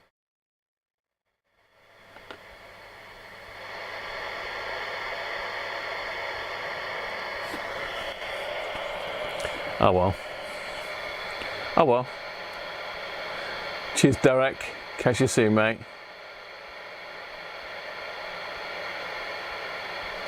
Do I know where to get the 3D file for the cover? Yeah, I believe it's in the... I think it's on the Groups IO, Malonster.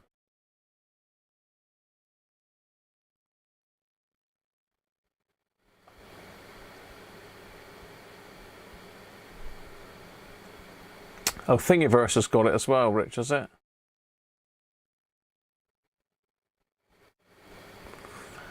I have got the files for it here somewhere. Where is it? Radio info. Toolkit. All bases.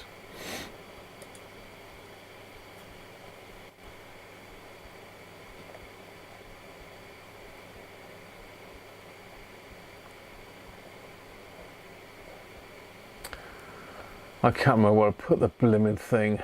Have I put it in my... I probably put it in my iCloud, I expect.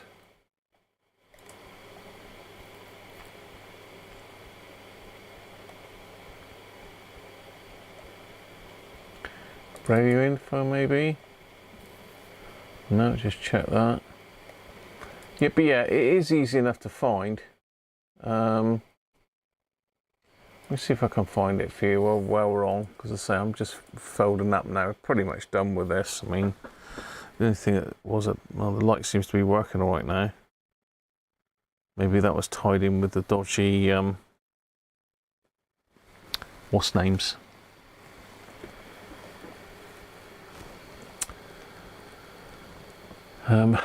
Groups IO, I believe. Groups.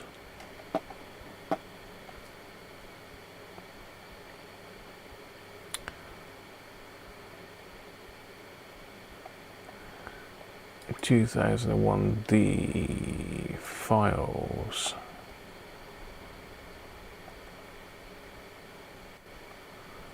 Start, circuit diagram. Battery door 3D model, yeah, there we go.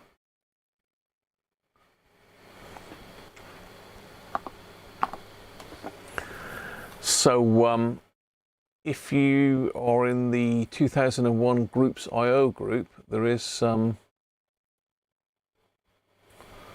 Oh, okay.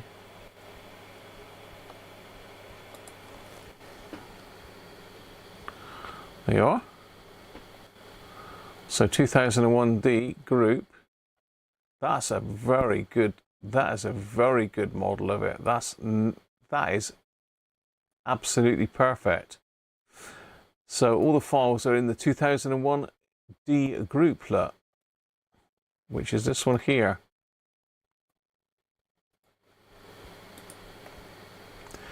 That is a very good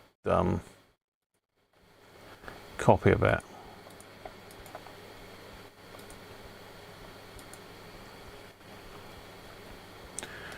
There you go. So you could send that away to PCBWay and get them to 3D print it for you, or if you know someone with a 3D printer, send them the file. If they want to do a load of them and sell them to me, then crack on. But I have got my own 3D printer, but I just haven't set it up yet. I haven't got time to do anything really. Never mind.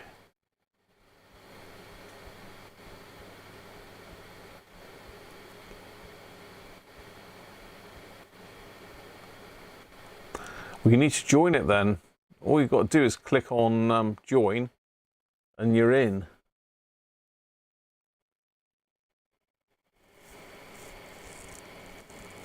Yeah, you could do it. You could do it. Most 3D printers would have a good go at that. I think the ones that do the resin are your best bet.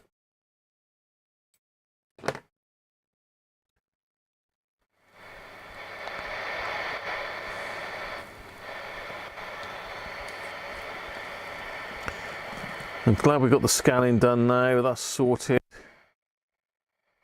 No doubt there's going to be some more keys on there that are going to want working, so I'm going to have to go through that, through every single function of that radio, just to make sure that everything is working before I can progress past this.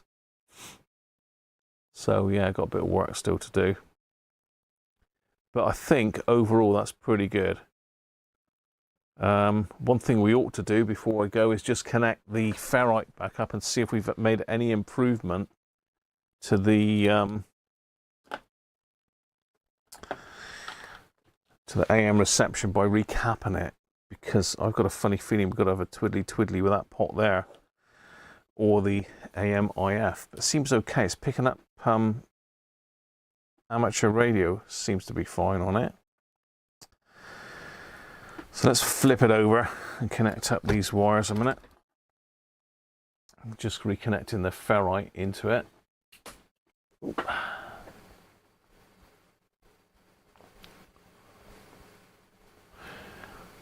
Cheers, Benji. Oh, it's Harvey going. Cheers, Harvey. Cheers, Bob. Right, so yeah, don't disappear too quick, because as I say, I'm just going to connect this up and we'll see if we've got more than 2 bars and see whether that recap has helped the reception at all. I've still got this to fit, But again, I'll show you all that in another video. It won't be in a live stream, but I will pop a video up at some stage once I've got it all done.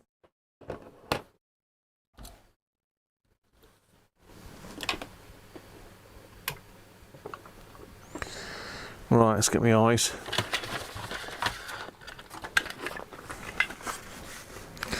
It's a weird way of scanning, but at least it does scan. That's one thing. A lot of some of the older, like Tandy and Realistic radios, that they were bloody horrible to scan with.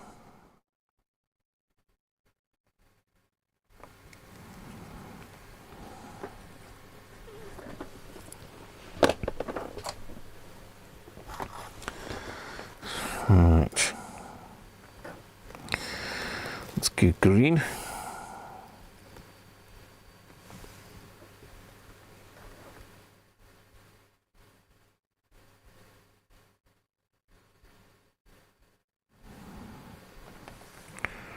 And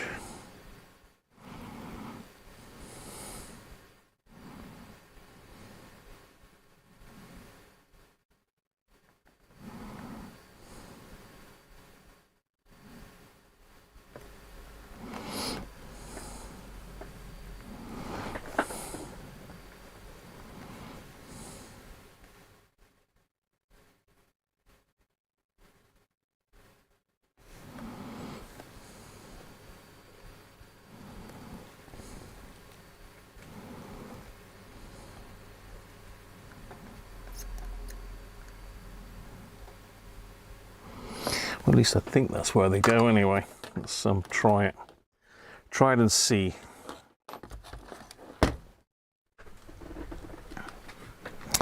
And then we'll shoot.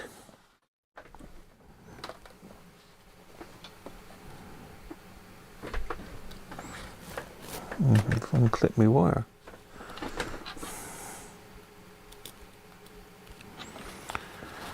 So green is the negative.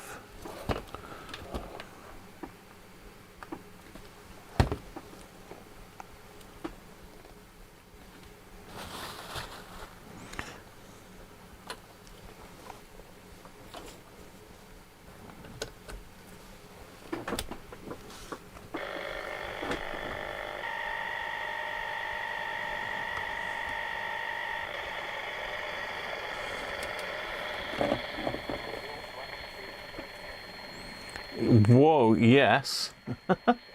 It certainly is. Let's turn that off.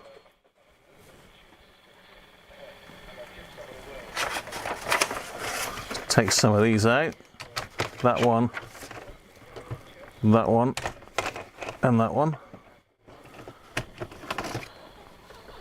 Turn off that one and that one.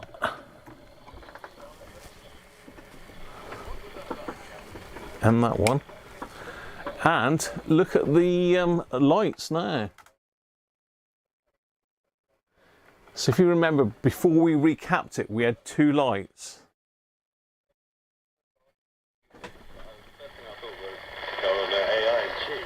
And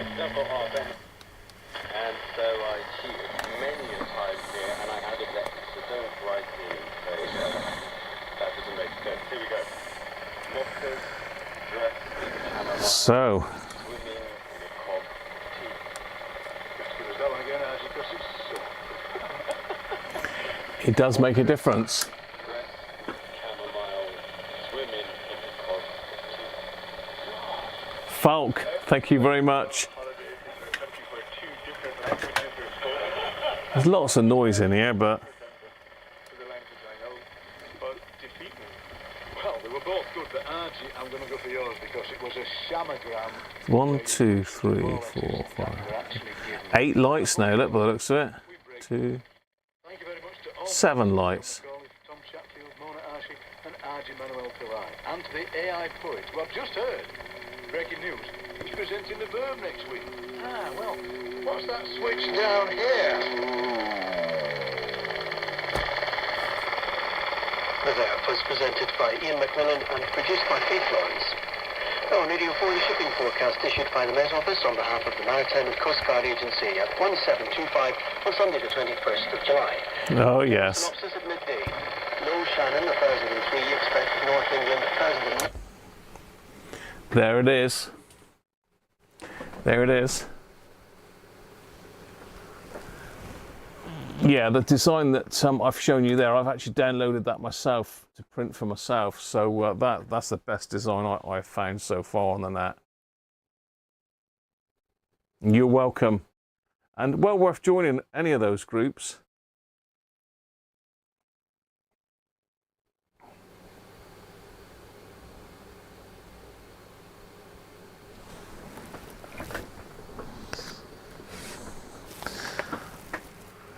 So yeah, that's a big improvement. I'm well pleased with that. So it looks like a recap does improve the reception of the radio. That's controversial, isn't it? People say don't recap it, but clearly that did help. And that really is water soluble, that. Isopropyl won't remove it, but water will.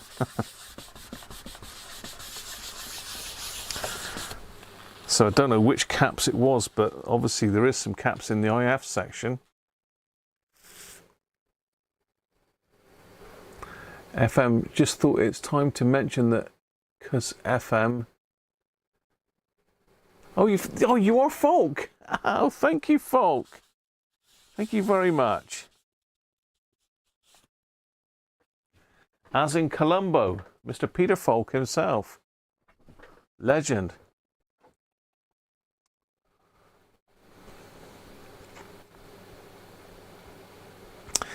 It's a very good little group here, Monster. Everybody, there's somebody always that will know something more than someone else that can help.